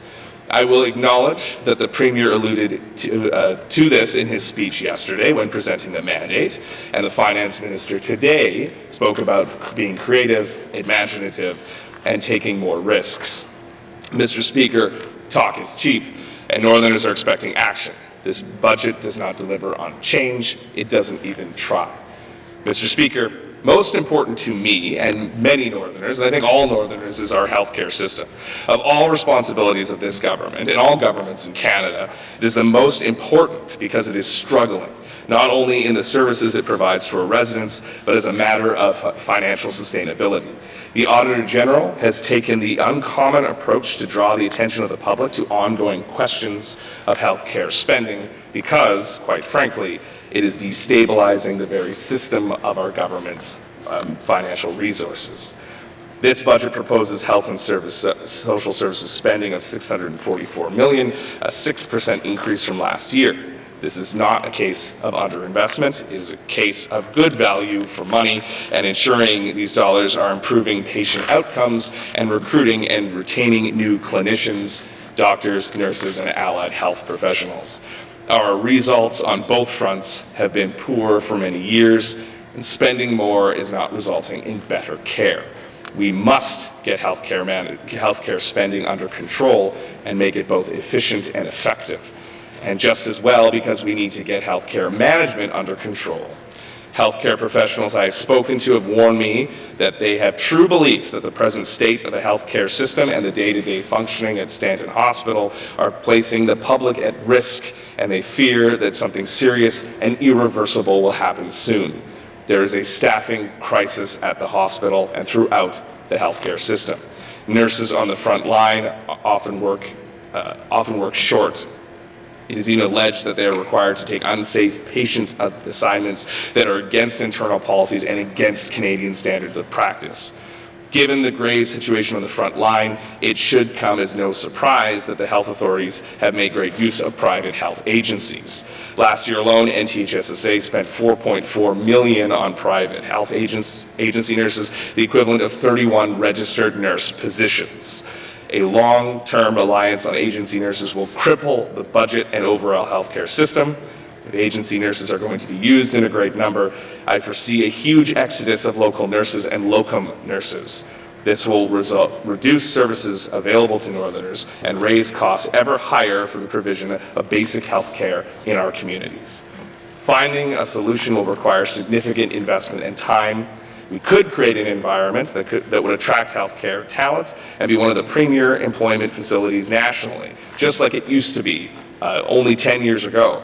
But if we make this a priority and bring the management of health care dollars under closer scrutiny, we must phase out the use of private agency nurses by the end of 2026, as many other jurisdictions in Canada are currently doing.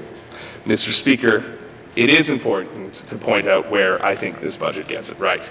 And perhaps my opinion is solely colored by the priorities of my Range Lake riding, but nonetheless there are new and promising initiatives being proposed.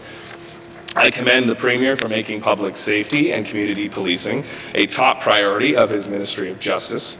There is a welcome and much needed investment of $1.8 million on crime reduction resources, including 9 new RCMP members and a dedicated organized crime unit in G Division.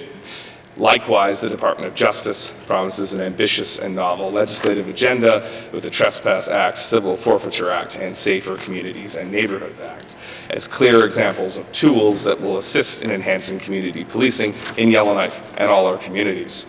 The Department of Infrastructure has a good handle on its many capital projects with clear and often costed timelines indicated in its business plan. There is planning in place for the electrification of highways, implementation of electric vehicles or EVs, and the expansion of the Tulston Hydroelectric Dam, necessary investments in clean energy that cannot come soon enough. Likewise, industry tourism investment has the Sisyphean ordeal of reviving a flagging economy. The much delayed and deflated Mineral Resources Act implementation remains a concern, but I am confident that the Minister is well aware of what needs to be done and is bringing forward spending to get it done in this budget. I wish there was more support for the minerals industry, particularly an increase to the mining incentive policy, funding that results in 5 times the amount of funding invested in local NWT communities. There is low-hanging fruit in many of the programs that are successes that we should be investing in a time of economic contraction. Mr. Speaker, as it stands, this is not a budget that I can support without significant change. While I acknowledge it's not my place to make the budget, it is my place to recommend changes that support the needs of Range Lake, Yellowknife, and for all Northerners. I simply do not believe there's enough imagination and ambition to move the government forward towards growth and change in the years ahead. We must get this right from the start. We cannot afford to start on the wrong foot and risk the progress that Northerners expect from us and elected us to deliver on their behalf. I made a promise not to let them down, and it is a promise I intend to keep. Thank you, Mr. Speaker. Thank you, member from Range Lake. Replies to the budget address. Day 1 of 7. Replies to the budget address. Days 1 of 7. Acknowledgements. Oral questions. Member from Great Slave. Thank you, Mr. Speaker. Could the ITI Minister tell me what work is currently planned in the City of Yellowknife to increase access to our waterfronts? Thank you, Mr. Speaker. Thank you. Member from ITI. Thank you, Mr. Speaker. Mr. Speaker, first I want to start off by saying "Let's make a splash" has to be one of my favorite sentences so far this year in this House. So thank you to the member for reading her youth parliamentarian's member statement. So currently in the City of Yellowknife, Mr. Speaker, the ITI is working collaboratively with ECE on the Robertson Drive dock. The project is currently in the design and planning phase, and the design and planning phase will take place in 2024, with the construction expecting to commence in the summer of 2025. The total budget for this project is $3 million. And any future harbor development will be pursued in close collaboration, of course, with Yellowknife's Dene First Nation, along with City of Yellowknife being involved in community engagement as well. In addition to that, Mr. Speaker, as our waterways are federally regulated, there's also the Department of Fisheries and Oceans Small Craft Harbors Unit, who I know is doing their own feasibility study regarding potential development of a small craft harbor dock as well. Thank you. Member from Great Slave. Thank you, Mr. Speaker, and thank you to the Minister for that. Recognizing, of course, that our water levels are quite low this year, hoping, crossing all fingers and appendages, that it goes back up. Can the Minister speak to any desire that her department has to work with the City of Yellowknife and YKDFN to increase further recreational opportunities along the shores of our beautiful lake? Thank you, Mr. Speaker. Thank you, member from Range Lake, Minister of ITI. Thank you, Mr. Speaker, and thank you for the question. We definitely see the importance of having places for Northerners to go and recreate and the direct linkages of that to mental health and being out on the land. Yellowknife has access to Fred Henney Park that is maintained by ITI. There's also a host of parks and wayside parks, campgrounds along the Ingram Trail that all Northerners also have access to. I think it's important that ITI provides funding programs for the City of Yellowknife to expand its current visitor services that are described in the MOU that City of Yellowknife currently holds with Yellowknife's Dene First Nation through their joint economic development strategy.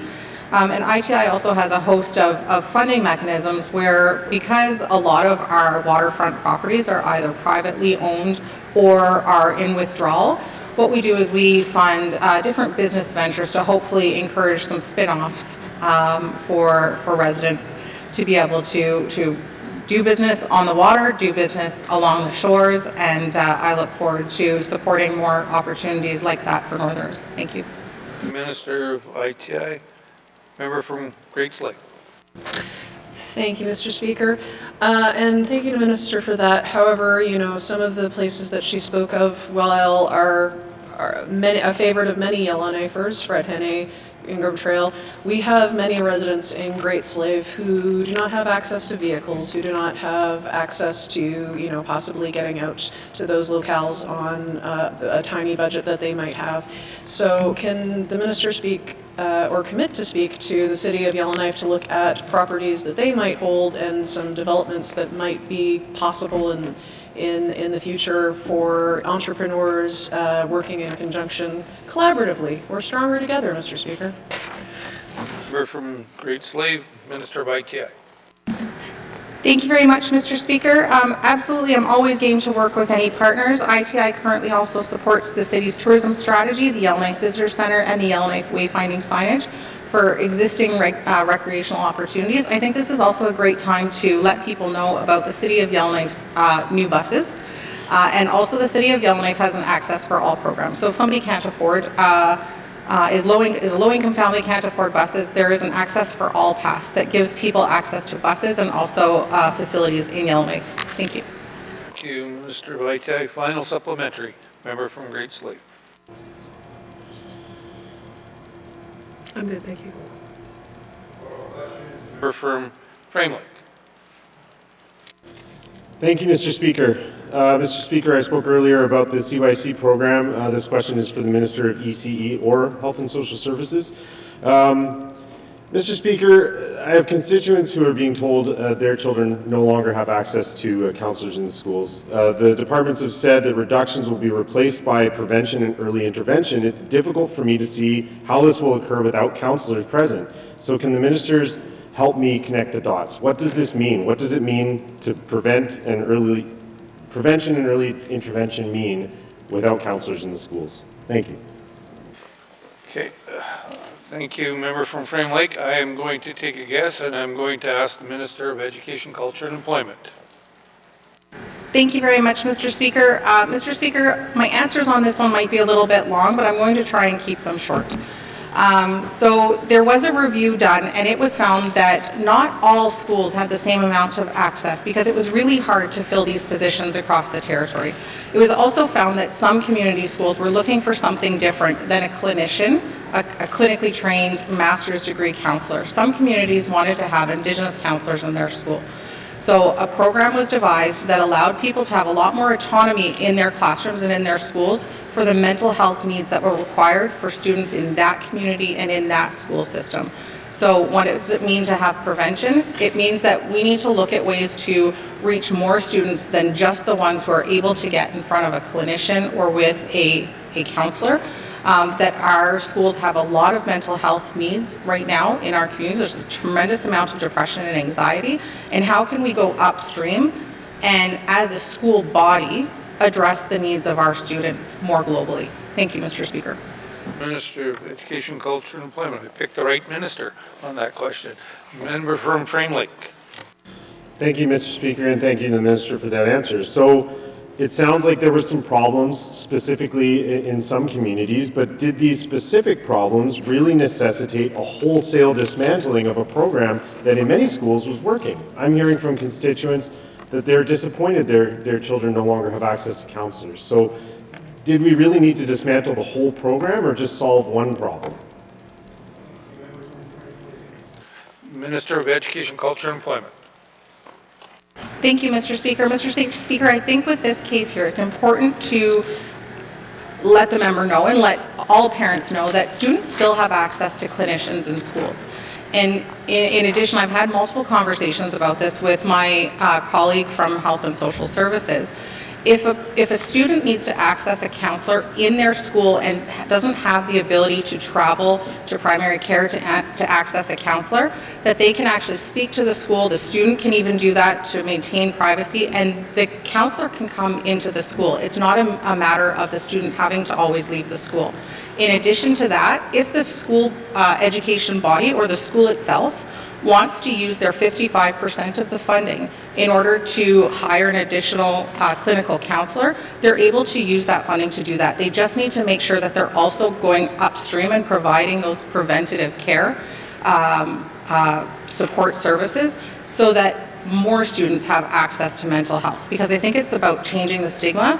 It is about having very open conversations and everybody learning what it means to take care of ourselves as a whole human. Thank you. Minister of Education, Culture and Employment.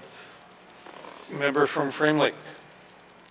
Thank you, Mr. Speaker, and thank you to the minister for that answer. That is encouraging, and in fact more encouraging than what I heard when I originally emailed the departments. So I still have a constituent who has concerns about continuity of care. Their child appears to be losing access to a counselor. How are the departments coordinating to ensure this continuity of care? It sounds like there may be counselors in the schools. So how are the departments coordinating this and ensuring that they're engaging with parents who are concerned about this, their children losing access? Thank you, Mr. Speaker. Thank you, member from Frame Lake. Minister of Education, Culture and Employment.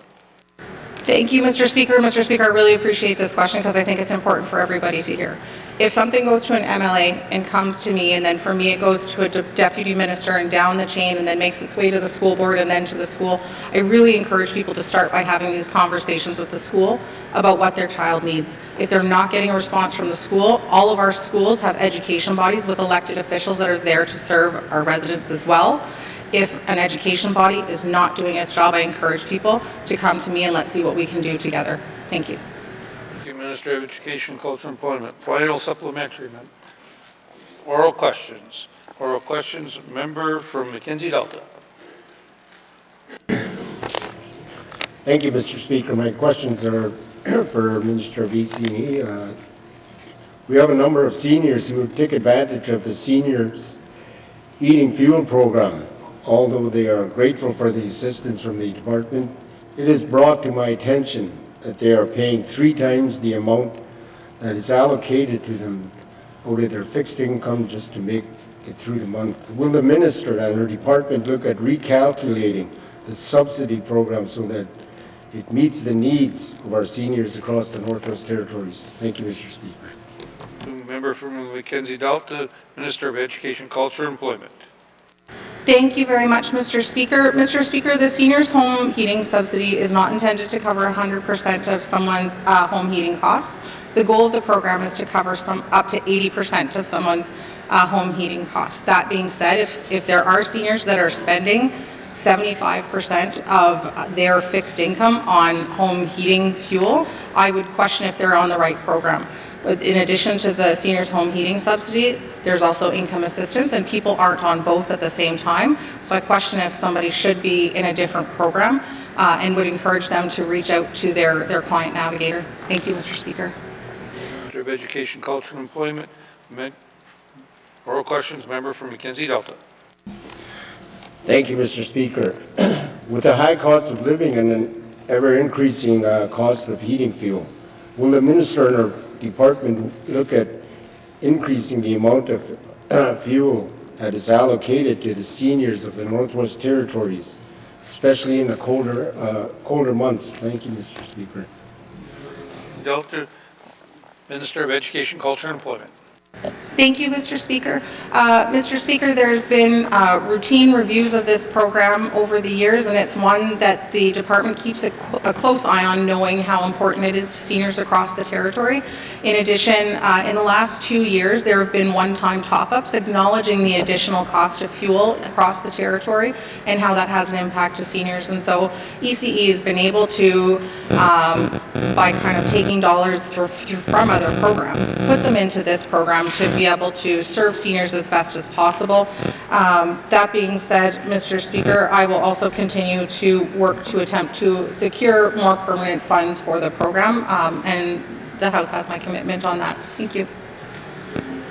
Education, Culture, Employment. Oral questions, member from Mackenzie Delta. Thank you, Mr. Speaker. Thank you to the minister for that commitment. Can the minister look at reviewing the policies and procedures related to the program in question and involve the recipients of this program to meet their needs and not that of the government? Thank you, Mr. Speaker. Thank you, member from Mackenzie Delta. Minister of Education, Culture and Employment. Thank you, Mr. Speaker. As I said, this program was reviewed last year. It's one that the department continues to closely monitor because our goal is to ensure that seniors' home heating fuel is covered up to, like I said, 80%. And so it's one that we keep a close eye on because we know that the cost of fuel fluctuates. And so we will continue to do that because we know it's an important program for seniors across the territory. Thank you. Minister of Education, Culture and Employment. Oral questions. Member from Newik-Boot Lake. Thank you, Mr. Speaker. I'll give the Minister of ECE a break. I'll move over to the Minister of Housing. In my statement, I did mention the long-term care facility that's been on the books in Nunavik for quite some time, since 2015, so around 9 years. So I'd like to ask my colleague from Nunavik and the Honourable Minister of Health and Social Services what the current plan is for the long-term facility in Nunavik. Thank you, Mr. Speaker. Member from Nunavik-Boot Lake. Minister of Education, Culture and Employment. Health and Social Service. I'll try to give you a promotion there today, or demotion, whatever. Back to you, Health and Social Services. There we go. Thank you, Mr. Speaker. I'll keep this one. And thank you to the member. I think this project has been discussed in our community for, as he mentioned, way back from 2015, and I know in 2020 there was a reevaluation of long-term care beds net needs, and one of the impacts that happened was that we as a government wanted to put more investment into seniors aging in place with dignity. So that means supporting seniors in their homes as long as they can, and moving away from these centralized areas where we would end up having to send them. So what the current plan is right now is I think the geotechnical analysis has just been complete. And so now they are, hopefully for the fall, they'll be going out to RFP for schematic design phase. Thank you, Mr. Speaker. Minister of Health and Social Services. I got that one right. Member from Nunavik-Boot Lake. Thank you, Mr. Speaker, and thank you, Minister. That is excellent news. It's a little overdue, but certainly I'm happy to hear that work is being done on it. Given the impact in our community, and obviously the jobs that this would create as well, both long-term positions and short-term positions in the construction, has the department considered working with the Indigenous governments as proposed, similar to as proposed in 2018? I know that's a few years ago, but are they looking at working with Indigenous governments on this project, Mr. Speaker? From Nunavik-Boot Lake, Minister of Health and Social Services. Thank you, Mr. Speaker. Mr. Speaker, I know that the plan was where the plan was before, and I know the member was very involved in that plan, and I agree that the facility itself, you know, with what he's saying, with the RFP going out, you know, I would encourage when the RFP goes out, or encourage that if Indigenous governments are, you know, wanting to look into this area, you know, those are discussions that, you know, we can have, but at this point, like I said, the RFP will go out and for the schematic design, and, you know, later to come back with a plan to build. So thank you, Mr. Speaker. Minister of Health and Social Services, member from New Boot Lake. Thank you, Mr. Speaker, and thank you again for that answer. One of the things in the proposal that was proposed was working with an existing participant in the industry, whether that be Avens or Shanex or different industry that do that work.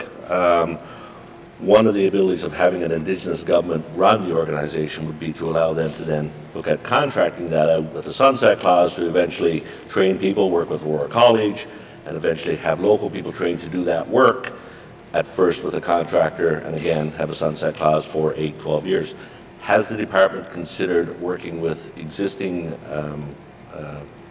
contractors such as Avens, or working with other, I guess, industry professionals to come in and do that work? Thank you. Member from New Boot Lake, Minister of Health and Social Services. Thank you, Mr. Speaker. Mr. Speaker, just to answer the member's question, no. But, you know, I think where we are and the service that it's going to provide, you know, we'd always consider all of the different options that are out there, and but no, we haven't. Thank you, Mr. Speaker. Of Health and Social Services. Final supplementary, member from New Boot Lake. Thank you, Mr. Speaker, and I encourage the department to certainly look at that. I have no other questions other than to say thank you. I appreciate that it's still on the books and still looking to happen. Thank you. Member, not a question. Thank you. Oral questions. Member from Yellow Lake North. Thank you, Mr. Speaker. I'm going to put the Minister of Education, Culture and Employment back on the hot seat here. Has the Minister considered the implications for the NWT of both the 2012 Supreme Court decision that recognized that learning to read is a basic human right, and the Ontario Human Rights Commission's public inquiry into the right to read? Thank you, Mr. Speaker. Thank you, member from Yellow Lake North, Minister of Education, Culture and Employment. Thank you very much, Mr. Speaker. Mr. Speaker, in March of 2022, I delivered a similar member statement on reading being a privilege not being a privilege and being a human right. Geez, I need to focus here, sorry. And yes, Mr. Speaker, I have considered the importance of literacy, and I share the members' concerns. Minister of Education, Culture and Employment. Oral questions, member from Yellow Lake North. Thank you, Mr. Speaker. I'm glad that we're on the same page here. Can the Minister explain whether the NWT Inclusive Schooling Directive or Handbook recognizes that learning to read is a basic human right and therefore a top priority goal for all students? Thank you, Mr. Speaker. Thank you, member from Yellow Lake North, Minister of Education, Culture and Employment. Thank you, Mr. Speaker. Mr. Speaker, the ministerial directive calls on all students to have access to quality education programs within a common learning environment in the community in which the student resides, including being able to access instructional and support strategies that remove barriers to learning. Mr. Speaker, when demonstrating a need for extra support, a student support plan with focused supports for difficulty in reading is created to provide supports and reduce barriers in conjunction with the school team and the parent or guardian. ECE offers funding to education bodies for assistive technologies to support the learning goals of students, but I think it's also important that we acknowledge that the demands of teachers have changed over the last few years, as have the number of students that are needing access to services. And I think this is also a good point to also talk about the need to ensure that we're getting students to class so that they have access to those supports from their teachers and from their education bodies. Thank you. Thank you, Minister of Education, Culture and Employment. Oral questions, member from Yellow Lake North. Thank you, Mr. Speaker. So yesterday, the minister told us that when we look at the achievement tests over the years that have been implemented through our Alberta curriculum, things are not seeming to get better. Things are not improving. Can the minister commit to ensure that our education system is well funded enough to provide the necessary supports and interventions to ensure all students can learn to read? Thank you, Mr. Speaker. Member from Yellowknife North, Minister of Education, Culture and Employment. Thank you, Mr. Speaker. Mr. Speaker, ECE allots funding to each education body using the school funding framework. This framework allocates funding equitably and outside of prescribed funds, allows flexibility to accommodate local decision making. I will say, Mr. Speaker, there is absolutely more and more demand for dollars within our education system, and one of the tasks that's been afforded to me this term is to work on the Education Act along with our partners, and the school funding formula will be a part of that work. Thank you. Thank you, Minister of Education, Culture and Employment. Final supplementary, Member from Yellowknife North. Thank you, Mr. Speaker. To drill down to one item that I mentioned in my statement, will the minister commit to ensuring that all students who require one will be able to access a speech-language pathologist in order to learn to communicate effectively? Thank you, Mr. Speaker. Thank you, Member from Yellowknife North, Minister of Education, Culture and Employment. Thank you, Mr. Speaker. Mr. Speaker, this may take me a little bit longer than 30 seconds to answer. I wish I could say yes to this, but it's not even $1 million question. It's a much more than $1 million question. It was something that Education, Culture and Employment saw as a need in schools, and so they put together a territorial-based support team with the dream of being able to bring rehabilitation services to schools. That team was originally put in place in Yellowknife with a dream of one day having regional-based territorial support teams so that all schools would have access to the supports that it needs so that students can even begin to access education. That team has never been able to be fully staffed despite the great efforts of Education, Culture, and Employment. I know that Health and Social Services also has vacancies within their rehabilitative services team that have been ongoing and chronic vacancies. And so while I would love to say yes to this, and I know that many parents and many students across the territory would love me to say yes to this, it is a effort that we have tried to fill and have not been able to. That said, I see this as a big deal, and I think that it is a gap that we need to fill, and as such, the Minister of Health and Social Services and I, along with each of our teams, have already sat down and started discussions about how we address the need for rehabilitative services in schools. Thank you, Mr. Speaker. Culture and Employment. Oral questions. Member from Yellowknife Centre. Thank you, Mr. Speaker. Mr. Speaker, today I spoke about e-scooters in my member statement, and really the primary issue is about safety for the public and certainly safety for the people using the e-scooters. I mean, their safety matters too. And I know one size doesn't fit all, Mr. Speaker, so I'm not assuming what policy in Yellowknife would fit in Wrigley, because that just doesn't make sense. We have to be practical. So my question for the Minister of Infrastructure, who oversees the Motor Vehicle Act, is what can she do to bring in e-scooters into some form of regulation? Thank you. Thank you, Member from Yellowknife Centre, Minister of Infrastructure. Thank you, Mr. Speaker. Mr. Speaker, like any other new matter, item, concern, question, safety issue, or otherwise, the process would be the same. Obviously, departments would consider often what's happening in other jurisdictions, could consult locally with municipalities, jurisdictions, regional governments to see what needs there may be. In this particular instance, there is in fact quite a number of jurisdictions who are struggling with the question of what to do appropriately to balance considerations for e-scooters. And so the Canadian Council of Motor Transportation Administrators and Transportation Canada have in fact struck a task force to look at this very question, and I can assure this House that the Northwest Territories will be participating. Thank you. Minister of Infrastructure. Oral questions, Member from Yellowknife Centre. Thank you, Mr. Speaker. If things were only as easy as a stroke of a pen, sometimes they are, but most of the time they're not. Even in Alberta, and I believe in BC, and even referenced by ICBC, which is their insurance agent or arm, they recognize e-scooters as motor vehicles. that could be an adjustment in definition and a directive by the minister through the department that they're further recognized and followed through with that intent. Is that something the minister would be willing to examine in this short session we're having, to have some action as we proceed into summer, where we're really seeing the problem of people using e-scooters when it's nice out? Thank you. Thank you, member from Yonge Centre. Minister of Infrastructure. Thank you, Mr. Speaker. Mr. Speaker, again, I had an expectation, given the member's statement, that this was going to come up today, and so I've already been engaging with the department about what the latest is, which is why I'm assured that we'll be participating on a national level. But I can also say that in these short time since the member's statement, I have actually had residents reach out to me and point out that in their view, having an e-scooter might be more safe to be able to be on bike lanes and to be able to use e-scooters on a bike lane roadway as compared to relying on large vehicles, fossil fuel driven vehicles, providing alternative means of human motorized transportation, a healthier opportunity. So all of which is to say, just when we think one thing is easy, it often doesn't prove to be quite so simple.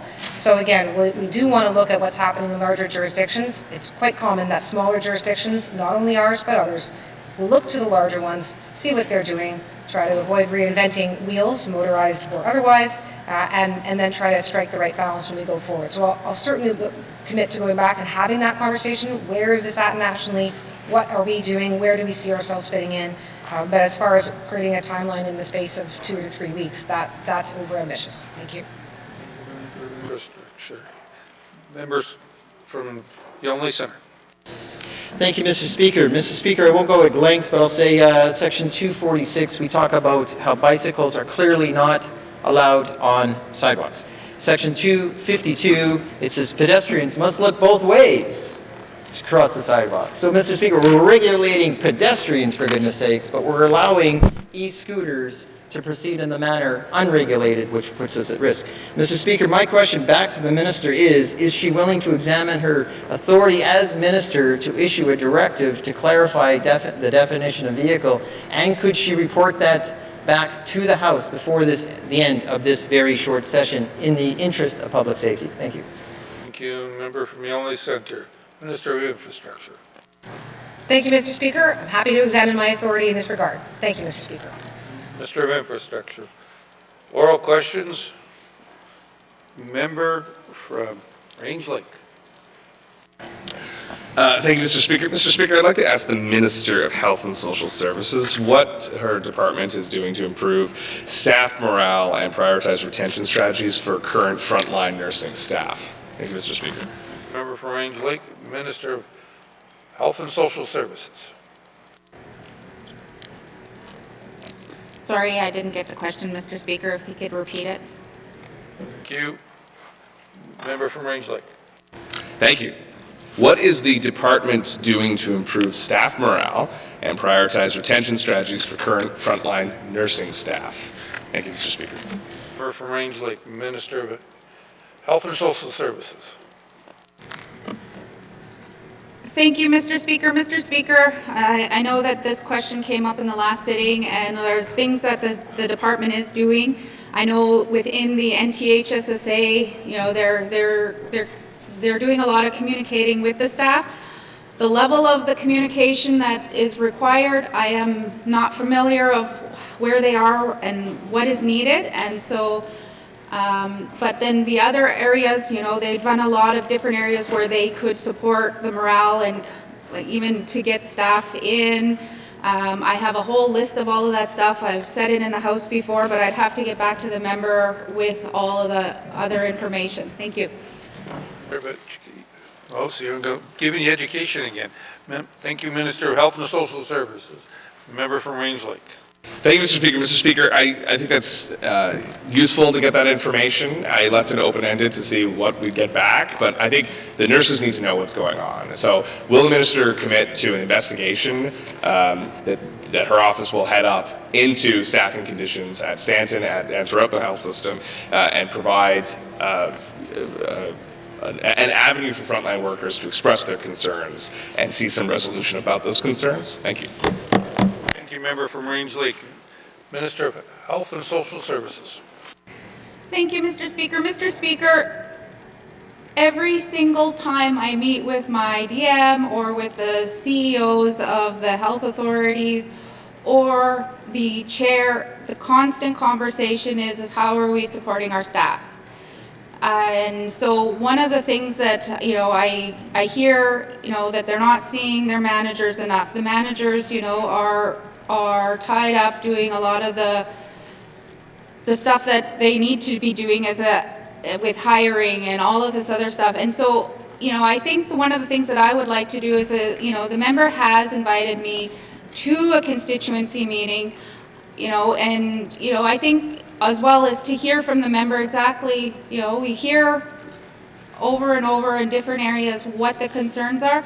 And I bring this back to the department, you know, I'm in NTHSSA, we go back and forth, and so every time an issue is brought forward to me, I bring it to NTHSSA.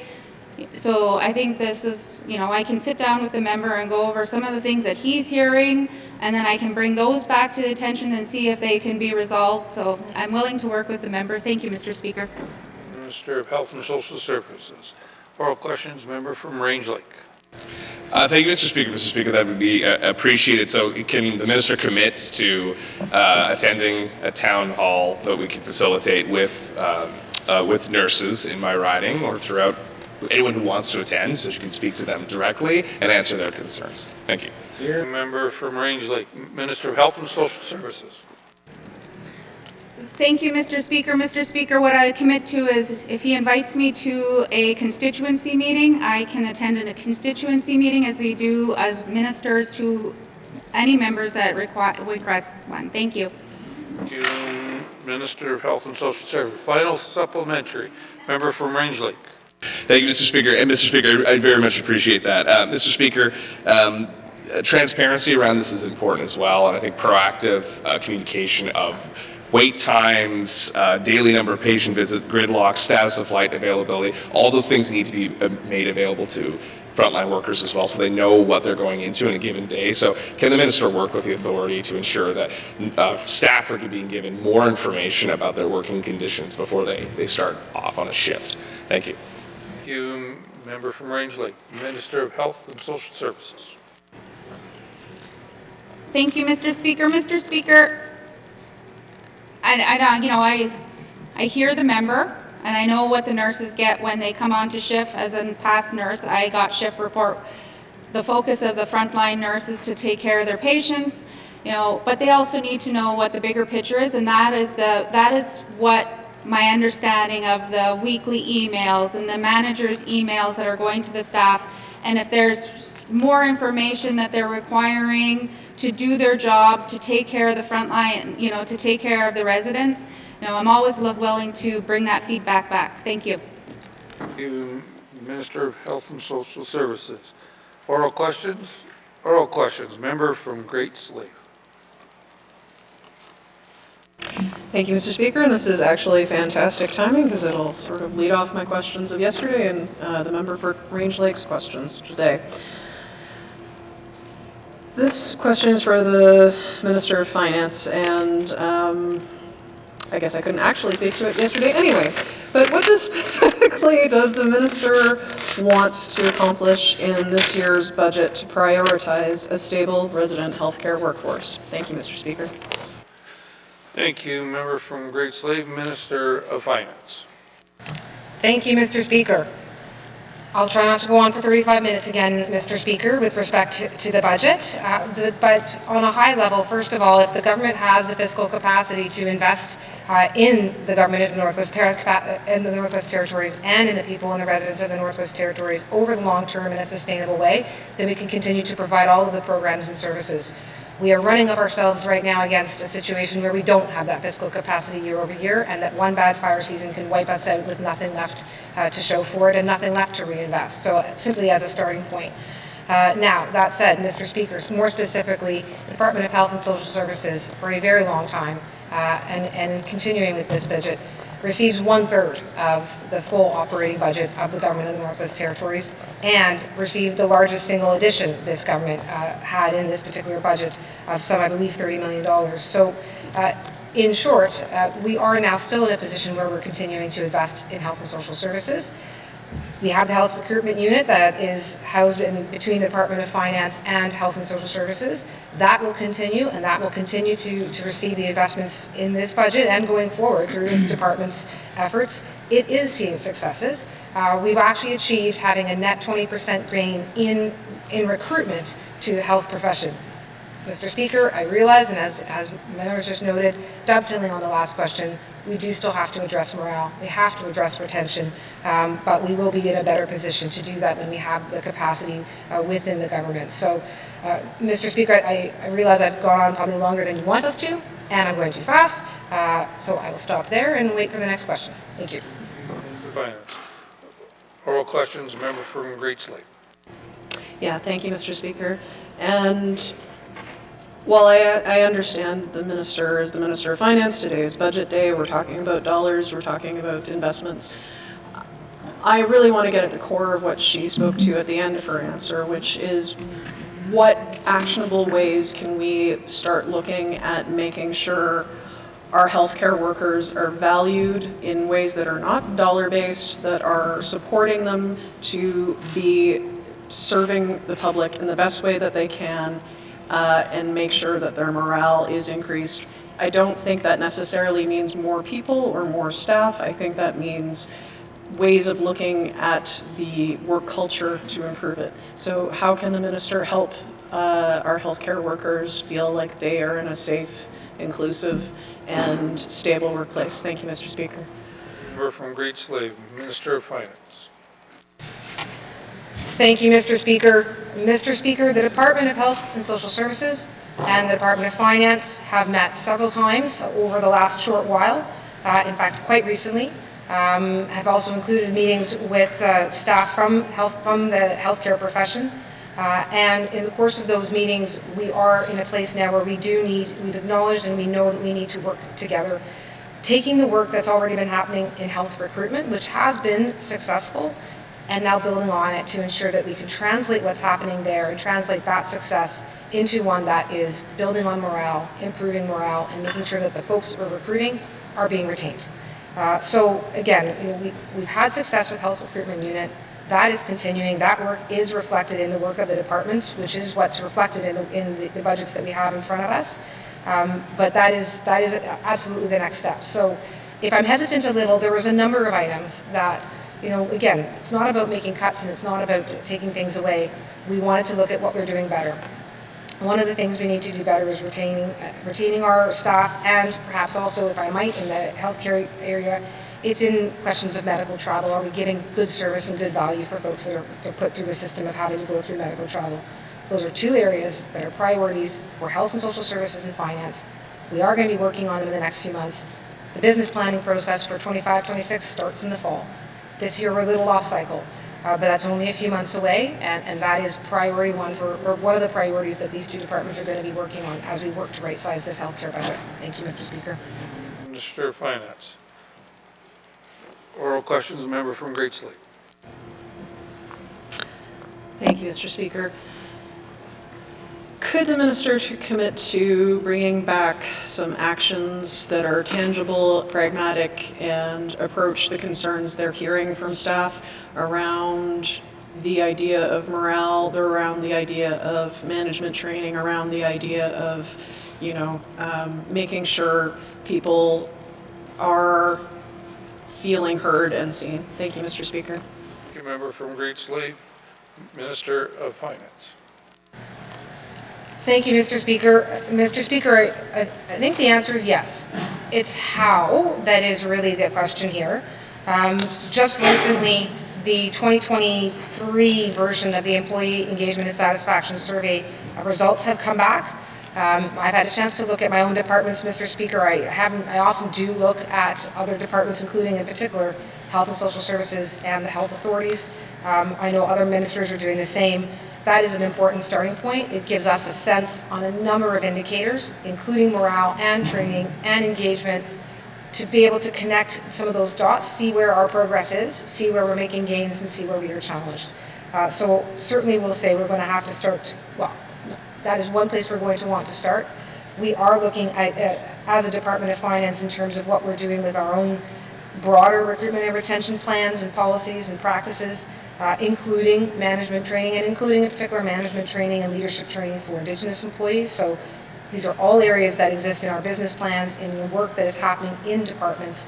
It's in the budget. This is what we do as departments, and we'll certainly want to be doing that. So yeah, I'll end where I started with a yes, but the how we're going to get there is a much longer answer. Thank you. Minister of Finance. Final supplementary. Or questions, member from Decho. Merci, Mr. Speaker. Mr. Speaker, my member statement, I spoke about the lack of cell phone coverage across the NWT highway system and it being a safety concern for residents. Can the Premier, who is also the Minister of Justice, tell us whether he considers this issue to be a public safety concern? Thank you, Mr. Speaker. Decho, Mr. Premier. Thank you, Mr. Speaker. I think that it's clearly a public safety concern. If you need to contact someone because of an accident or because of an incident or because you see a wildfire that you want to report and there's no cell service, then that's an issue. And it's recognized as an issue not just here in the territory but really across Canada, because if you look at a map of cell coverage of Canada, most of it is empty. Most rural areas do not have highway cell coverage, so it is a public safety issue that is known across Canada. Thank you. Premier, oral questions, member from Decho. Thank you, and thank you to the Premier for that. Mr. Speaker, can the Premier tell us if there are any plans within the life of the 20th Assembly to improve the telecommunications capabilities within the NWT highway system? Thank you. From Decho, Mr. Premier. Thank you, Mr. Speaker. And this is actually something that's within the Department of Finance, and the Minister of Finance has answered this question many times before, so I would like to defer to her. Thank you, Mr. Speaker. Thank you, Mr. Premier. Minister of Finance. Thank you, Mr. Speaker. Mr. Speaker, again, echoing what the Premier said already, telecommunications is a known challenge across highways all across the Northwest Territories, across Canada. One of the roles that the Department of Finance has is as the liaison point or an advocacy point with the CRTC. I can say CRTC recently with their representative member for the region was in the Northwest Territories and we had an opportunity to meet, and finding a better path for telecommunications was one of the topics on that agenda.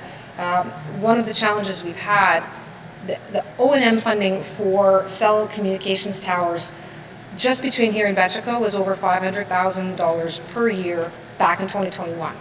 That has no doubt gone up and would no doubt, of course, be significantly higher if we were to try to cover all of the highways across the north. That said, the federal government does have some pots of funding which to this point did not apply to telecommunications. They were only available for fiber and for internet communications. We are advocating to see some change in that regard. If there can be a bigger pot of larger funding from which, whether it's GNWT or Indigenous governments or regional governments could apply, we might be able to make some traction on this. Thank you. Thank you, Minister of Finance.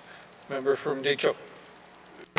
Thank you, and thank you to the Minister of Finance for that. Mr. Speaker, will the Premier commit to work with Cabinet, the private sector, and the federal government to finding solutions to improve cell service in our NWT highways? Thank you. From Decho, Mr. Premier. Thank you, Mr. Speaker. Again, I'd like to send that to the Minister of Finance. Thank you. Thank you, Minister of Finance. Thank you, Mr. Speaker. And Mr. Speaker, at the risk of it, I think I've probably already given away a bit of the answer. And the answer is yes, we will continue to do that work. There is some interest in the telecommunications space in the Northwest Territories on this, but really, again, there's not a private market that would support having this kind of service in the north. The market is just too small. We will really be looking to the federal government on this one.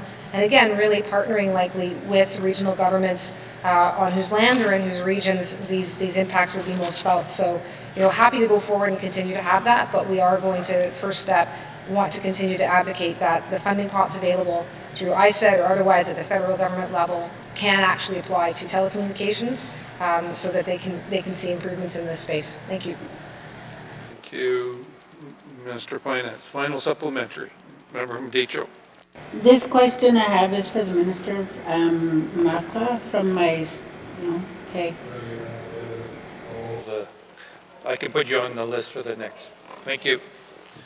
Oral question, member from Mophie. Thank you, Mr. Speaker. Mr. Speaker, the question is for ITI, for the mining industry. We know there is a set date for a couple of mines in the NWT to close. So with that in mind, I want to ask the minister, how is the minister working with the mines and the indigenous government to support mine workers in this transition? Thank you, member from Mophie. Minister of ITI. Thank you very much, Mr. Speaker. Mr. Speaker, the government of the Northwest Territories has a cross-departmental working group because we acknowledge that the impacts of the diamond mine closure date will have an impact on multiple departments. In addition, ITI has regular meetings and meets with Diavik, as have I. I've had 4 meetings now with Diavik in order to discuss multiple things, closure being one of them. And in the meetings with ITI, they discuss how Diavik is supporting its workers to ensure that we have an understanding of how many people we're talking about at the end of the day and what they would like to do. And I'll wait for the members' additional questions to provide more information. Thank you. Minister of ITI. Oral questions, Mophie. Okay, thank you. Thank you, Mr. Speaker. I will ask this question anyways, and I know she likes to talk. So, Mr. Speaker, our economy is depending on the mining industry, mining sector. So what is the government doing to ensure the NWT economy can withstand this loss of labor and economic development? Thank you. Thank you, member from Mophie. Minister of ITI. Thank you very much, Mr. Speaker. Mr. Speaker, it's a really big question. ITI is constantly working to support other sectors as well. We heard today in the budget address additional dollars going to film. That said, there is an absolute recognition that other sectors within the Northwest Territories do not even begin to replace our mineral resource development sector. And that being said, I think it's also important to acknowledge that any other one of our mines do not replace a diamond mine. These are world-class billion-dollar diamond mines being operated by huge international companies, and we have been incredibly lucky to be home to 3 of them over the last 2.5 decades. Thank you. Thank you, Minister of ITI. Oral questions, member from Mophie. Thank you, Mr. Speaker. Mr. Speaker, in the NWT, we need to retain these mining investments that we have, but the budget doesn't show any increase for mining support. How is the minister encouraging the diamond mines we have to extend their operating life? Thank you. Thank you, member from Mophie. Minister of ITI. Thank you very much, Mr. Speaker. Mr. Speaker, there was just under $400,000 mentioned in the budget today that went towards finishing the regulations for the Mineral Resources Act. Our role as government is to create a landscape for development to happen, and in my role as the Minister of ITI, it's a role that I take very seriously and work hard with my colleagues across the floor in order to make sure that I'm keeping my ear to the ground and responding to industry as best as possible, and making sure that I'm working with my colleagues to make changes that are being asked of me from the industry. That being said, Mr. Speaker, it's also, I agree with the member, it is crucial that we maintain the workers who are working at these mines who are Northerners. Our diamond mines have worked hard to make sure that they are providing learning and training opportunities to Northerners, and mines have committed to ensuring that they are maintaining their socioeconomic agreements, maintaining their apprentices right up to the final days, and ensuring that they are working together as well so that when Diavik does close its doors, its skilled workforce migrates to, for example, other mines. Some people want to go work for Indigenous governments or for community hamlets. Some people might want to start their own business. And so the question is, how do we, together as Diavik and the government of the Northwest Territories, support residents to stay here, live in the territory, and do the jobs they want to do? Thank you. Thank you, Minister of ITI. Final supplementary, member from Mophie. Thank you. Thank you, Mr. Speaker. Mr. Speaker, the minister attends conferences to support and development of mining industry in the NWT. Can the minister describe to the House the outcomes from these conferences, and how is the minister supporting new mines and projects to come online? Thank you. Thank you, member from Mophie. 2 questions, but I think the minister can answer that question. Minister of ITI. Thank you, Mr. Speaker. Mr. Speaker, I know the House doesn't want me to speak forever, so I'm going to keep this short. So how are we supporting mines? We are maintaining relationships with them. We have pathfinders who support them in order to form relationships and understand our operating system. I have the opportunity to sit down with any industry partner that comes to the territory. I also report on those on our website that hosts all of our meetings so that we are transparent in those. I am from those conferences, I'm meeting with mining companies, I'm meeting with industry players, I'm also hosting events, Mr. Speaker, where I'm bringing together industry and Indigenous governments and trying to be a person who brings these relationships together and helps people understand who they need to talk to see some of these projects move forward. We're also supporting projects to access federal funding. We, as ITI, do letters of support through the Critical Minerals Infrastructure Fund, for example. Sorry, I'm talking too fast. I'm getting excited. And then, Mr. Speaker, we also ensure that we are funding exploration through our mining incentive program, and we do what we can to make sure that we are supporting an environment for industry to come set up in the Northwest Territories, form relationships with Indigenous governments, and see a project through to a producing mine. Thank you. For Education, Culture, Employment. Oral question. Member from the South 2. Thank you, Mr. Speaker. As follow-up there to the cancellation of yesterday's disturbing news beyond our control, the cancellation of the MTS barging schedule. To answer some of the many questions that I've been getting so far is to get a grasp on how much cargo is sitting at the Hay River Terminal destined for the SA2. And my question to the Minister of Infrastructure is if I can get that information to help and assist in providing options of shipment to the requests that I'm getting. Thank you, Mr. Speaker. Good. From the South 2. Minister of Infrastructure. Thank you, Mr. Speaker. And firstly, absolutely happy to provide a more detailed inventory, not on the floor of the House. I've already committed that our officials from the Department of Infrastructure would be reaching out to regional leadership, regional SAOs to have sort of technical conversation, and then looking forward to having a chance directly to speak with leadership and with the MLA. At this point, the information we have is that there actually is only a small amount of cargo at the MTS shipping yard, no doubt owing to communications we put out earlier about being aware that we were going to be watching and monitoring water levels. At this point, the options would be either to leave that cargo for arrangements on the winter road, or to look to have it shipped up in some other capacity, particularly by going over the top, which is maybe not the easiest at this point, but they can leave it there, and they can certainly leave it for next year. So that will depend on each customer and on what they have. But again, right now, there's not a whole lot there. Thank you. Member from the South 2. Thank you, Mr. Speaker, and thanks to the Minister for that availability. My next question is, will the Department of Infrastructure, MTS, be working with, say, Water Surveys Canada to analyze the depths of water between the Dempster Highway and the community of Fort Good Hope to get a analytic ease of comfort there is water levels there to support the tugboats needed? Thank you, Mr. Speaker. From the South 2, Minister of Infrastructure. Thank you, Mr. Speaker. Fort Good Hope is still on track and fully expected to receive their barging services coming down from the top. So at this point, and we do work, Department of Infrastructure and ECE and their hydrologists to connect and receive water reports regularly. So could certainly perhaps share that. That might provide some additional comfort to the MLA, and again, through the leadership channels I was mentioned earlier, to ensure that everyone's aware of what we're monitoring, what's able. But at this moment, the information I have fresh off of the moment is that indeed the Fort Good Hope shipment is expected to be on track. Thank you. Sure. Member from South 2.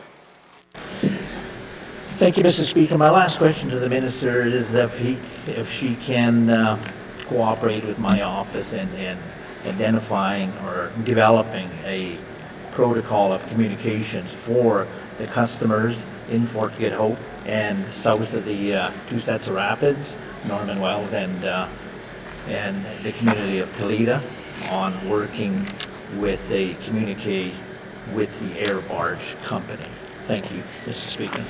From the Sudbury Minister of Infrastructure. Thank you, Mr. Speaker. Mr. Speaker, I am aware of the air barge offers that are out there. Again, it is a private company that is offering those services. So where and how exactly that might fit into a government communication, I want to be just a bit cautious on. That said, I know MLA's office and my office worked together this past winter when we were adjusting the winter road season, as well as when we were adjusting to fly fuel into some communities when there were some shortages owing to last year's challenges. So at both of those occasions, those types of pathways actually worked very well, and I heard that ultimately the winter road season, because of the communications, was very successful. Residents saw that they had their concerns addressed. So very happy to do that again. It worked well once, twice, and will certainly work well again a third time. Thank you. Member from Minister of Finance, or Infrastructure, sorry. Oral questions. Member from the Decho. Thank you, Mr. Speaker, and continuing from my member statement yesterday to the Minister of MACA, can the Minister explain what discussions have taken place with the federal government regarding supports for the displaced residents of Enterprise, and also specifically which federal departments have been engaged on this? Thank you. Member from Decho, Minister of Municipal and Community Affairs. Thank you, Mr. Speaker. So the department and the GNWT engaged directly with the Privy Council's Office, Public Safety Canada, CERNAC, and Indigenous Services on the availability of federal programs to assist uninsured homes and businesses impacted by the 2023 wildfires with financial assistance to rebuild. The GNWT also asked those departments to engage with other federal departments and agencies, such as CMHC. They explored the other federal programs and to see if they could assist with the recovery. The GNWT was advised by the PSO and the PSC that they have explored all options across the federal government and confirmed that there was no other federal programs available to assist with rebuilding uninsured homes and businesses in those affected areas. MACA currently has been providing temporary accommodations to all affected residents through the assistance provided, and currently any resident who is uninsured is being taken care of with a place to stay at this time. Thank you. Minister of Municipal and Community Affairs. Oral questions. Member from Illinois Center. Thank you, Mr. Speaker. I don't know, I try to temper my enthusiasm, but it's hard, I'm so excited. Thank you, Mr. Speaker. So, Mr. Speaker, my question is for the Minister of Health and Social Services, and I'm sure it'll be no surprise, I'm going to ask a question regarding the Nursing Association and the fact that they put that obstructive wall of 1,125 hours in front of an internationally trained, competent nurse who could practice any day of the week here. Any day. Any day. Any day. And they've been approved in Ontario and in Alberta, but yet there seems to be some bottleneck about saying you cannot get a license in the Northwest Territories unless you already have practically 6 months of experience elsewhere, which is a shame. Mr. Speaker, my question for the minister is what is she doing about this to solve this gatekeeper problem that's restricting people who want to live and invest in the Northwest Territories, grow their families, by being refused the opportunity to practice here? Because if they leave, they're not probably going to come back. Thank you. Member from Yonley Center. Minister of Health and Social Services. Thank you, Mr. Speaker, and I'll give credit where it's due. Thank you to the member for raising this issue and continuing to raise this issue. I've actually had conversations with my department on this. I've had conversations with the Minister of EC&E who deals with immigration. We are actually scheduling a meeting with CAN to go over a lot of the things that are under the international educated nurses, and so we could fully understand what is needed in there. And I understand that this 1,125 hours is here. And one of the things with this is right now where we are as a territory is we are not Ontario.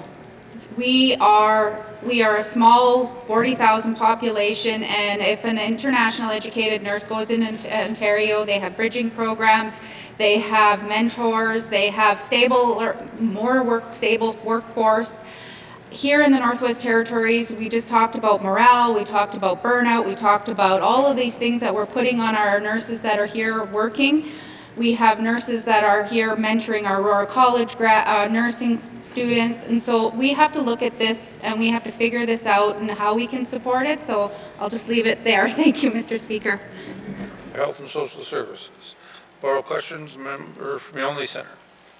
Thank you, Mr. Speaker. I appreciate the Minister acknowledging we're not Ontario, but if Ontario you can submit your application in the morning and have it licensed by the afternoon, I mean, maybe that doesn't fit us. That said, Alberta does, and we often look to Alberta as the option or similarities as to where we do. And the last point I'll make, Mr. Speaker, is I can't imagine a doctor being told, go find 1,125 Canadian hours, even though you qualify everywhere in Canada but here, and then come back when you're ready. So we'd refuse them. It's about standard of fairness, Mr. Speaker. So my question back to it is, the department has relinquished some of its authority under Bill 77 under the last government. That said, what directive can you send to the Nursing Association to eliminate this useless barrier that doesn't treat people fairly? Thank you.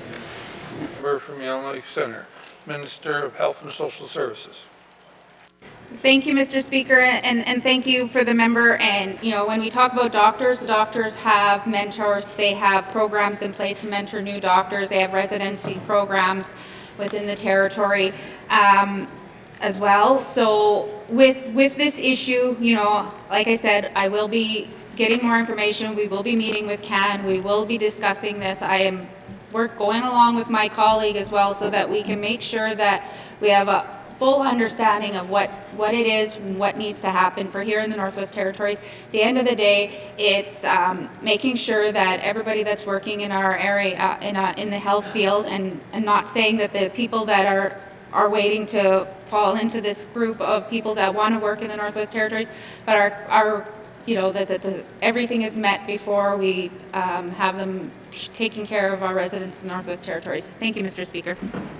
Health and Social Service. Member from Yonge Centre. Thank you, Mr. Speaker. Mr. Speaker, I'm asking the Minister, are you committed to see the elimination of this policy, this unbiased, unfair, and unreasonable policy, because we're talking about our friends, our neighbors, our community is suffering and hurting more because we cannot allow these people in. Is the Minister committed to the elimination of that policy? Member from Range Lake. Minister of Health and Social Services. Thank you, Mr. Speaker. Mr. Speaker, and I will repeat myself that we are looking at all the options. I will not put a nurse in front of patients unless we know that this 1,125 hours, if it's not necessary, then I'll look at it if it's not necessary. But I don't have the full picture right now, so I can't make that decision on the floor here today. Thank you, Mr. Speaker. Minister of Health and Social Services. Final supplementary. Member from Yonge Centre. Thank you, Mr. Speaker. Mr. Speaker, competency isn't the question here. So when you say, well, I don't want to put a nurse in front of anybody who's not able to, no one here wants that.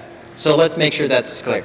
If Alberta finds them competent, skill-wise, their international skills, whether they trained in the UK, India, Australia, United States, and they're supported in Alberta and Ontario, they must be okay by their standards. Can we not mirror their process because their competencies say yes? Mr. Speaker, my question is, this isn't a competency issue. This is, they can be qualified anywhere else but the Northwest Territories based on their screening. Why can't we mirror that? If they're approved elsewhere, approve them here. Thank you, Mr. Speaker.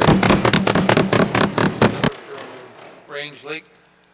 Minister of Health and Social Services. Thank you, Mr. Speaker. Mr. Speaker, again, Ontario, Alberta, they have bridging programs, they have mentors, they have staff that will support new grads. We can't even, like, that's one of the things in the Northwest Territories. One of the things in my past management job is new grads. We have to find ways for new grads to be mentored into the workforce. Then when the nurses come out of school, some of them don't have the experience. They have a lot of theory. You know, there's many different things in play. It's not about just getting a license. It's about getting a license and being put into the system. And we are looking at it. And that's where I'll end. Thank you, Mr. Speaker. Thank you, Minister of Health and Social Services. Colleagues, time up is up for oral questions. And on that note, we'll have a member from Frame Lake. Thank you, Mr. Speaker. Mr. Speaker, I seek unanimous consent to return to item number 9 on the orders of the day, oral questions. Thank you, member from Frame Lake. Member from Frame Lake has asked for unanimous consent to come back to section or number 9 on the order. Any nays? Nay has been said, so we will not be moving. So we will have a brief recess, and we'll come back and finish the day.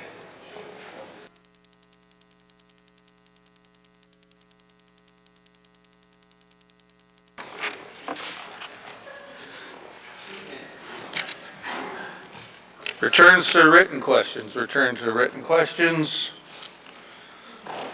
Replies to the Commissioner's address. Replies to the Commissioner's address. Petitions. Petitions. Reports of Committee on Review of Bills. Reports of Committee on Review of Bills. Reports on Standing and Special Committees. Reports on Standing Committee. Reports of Standing and Special Committees. Tabling of documents.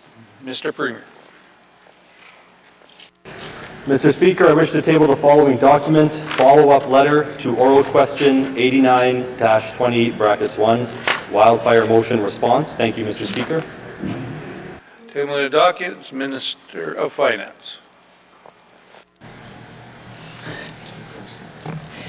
Mr. Speaker, I wish to table the following 2 documents, 2024-2025 main estimates and the 2024-2028 business plans. Thank you, Mr. Speaker. Thank you. Tabling documents, member from Deschaux.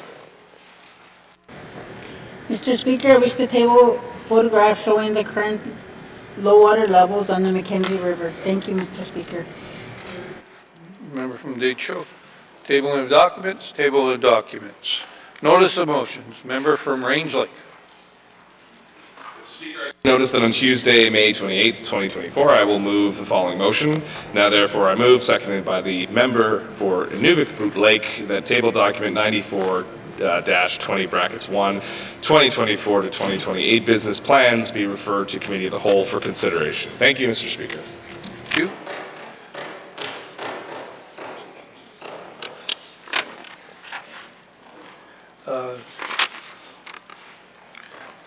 Notice of motions, notice of motions, motions, motions, notice of motions, first reading of bills, notice of motion for first reading of bills, first reading of bills, first reading of bills, second reading of bills, second reading of bills, consideration in Committee of the Whole of bills and other matters, Minister Statements 4-20(1), Minister Statements 5-20(1), Minister Statements 17-20(1), Minister Statements 24-20(1), with the member from Toonaday-Willowday in the chair.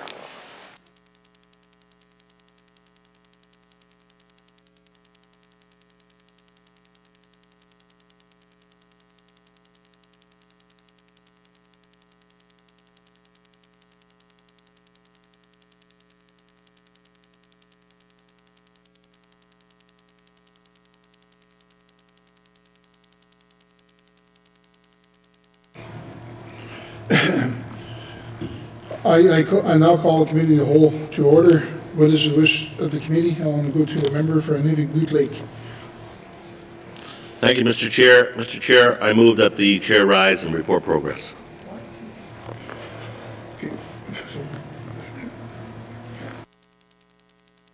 There's a motion on the floor to report progress. The motion is in order and undebatable. All those in favor of the motion? All those opposed? Motion carried. I will now rise and report progress. Thank you.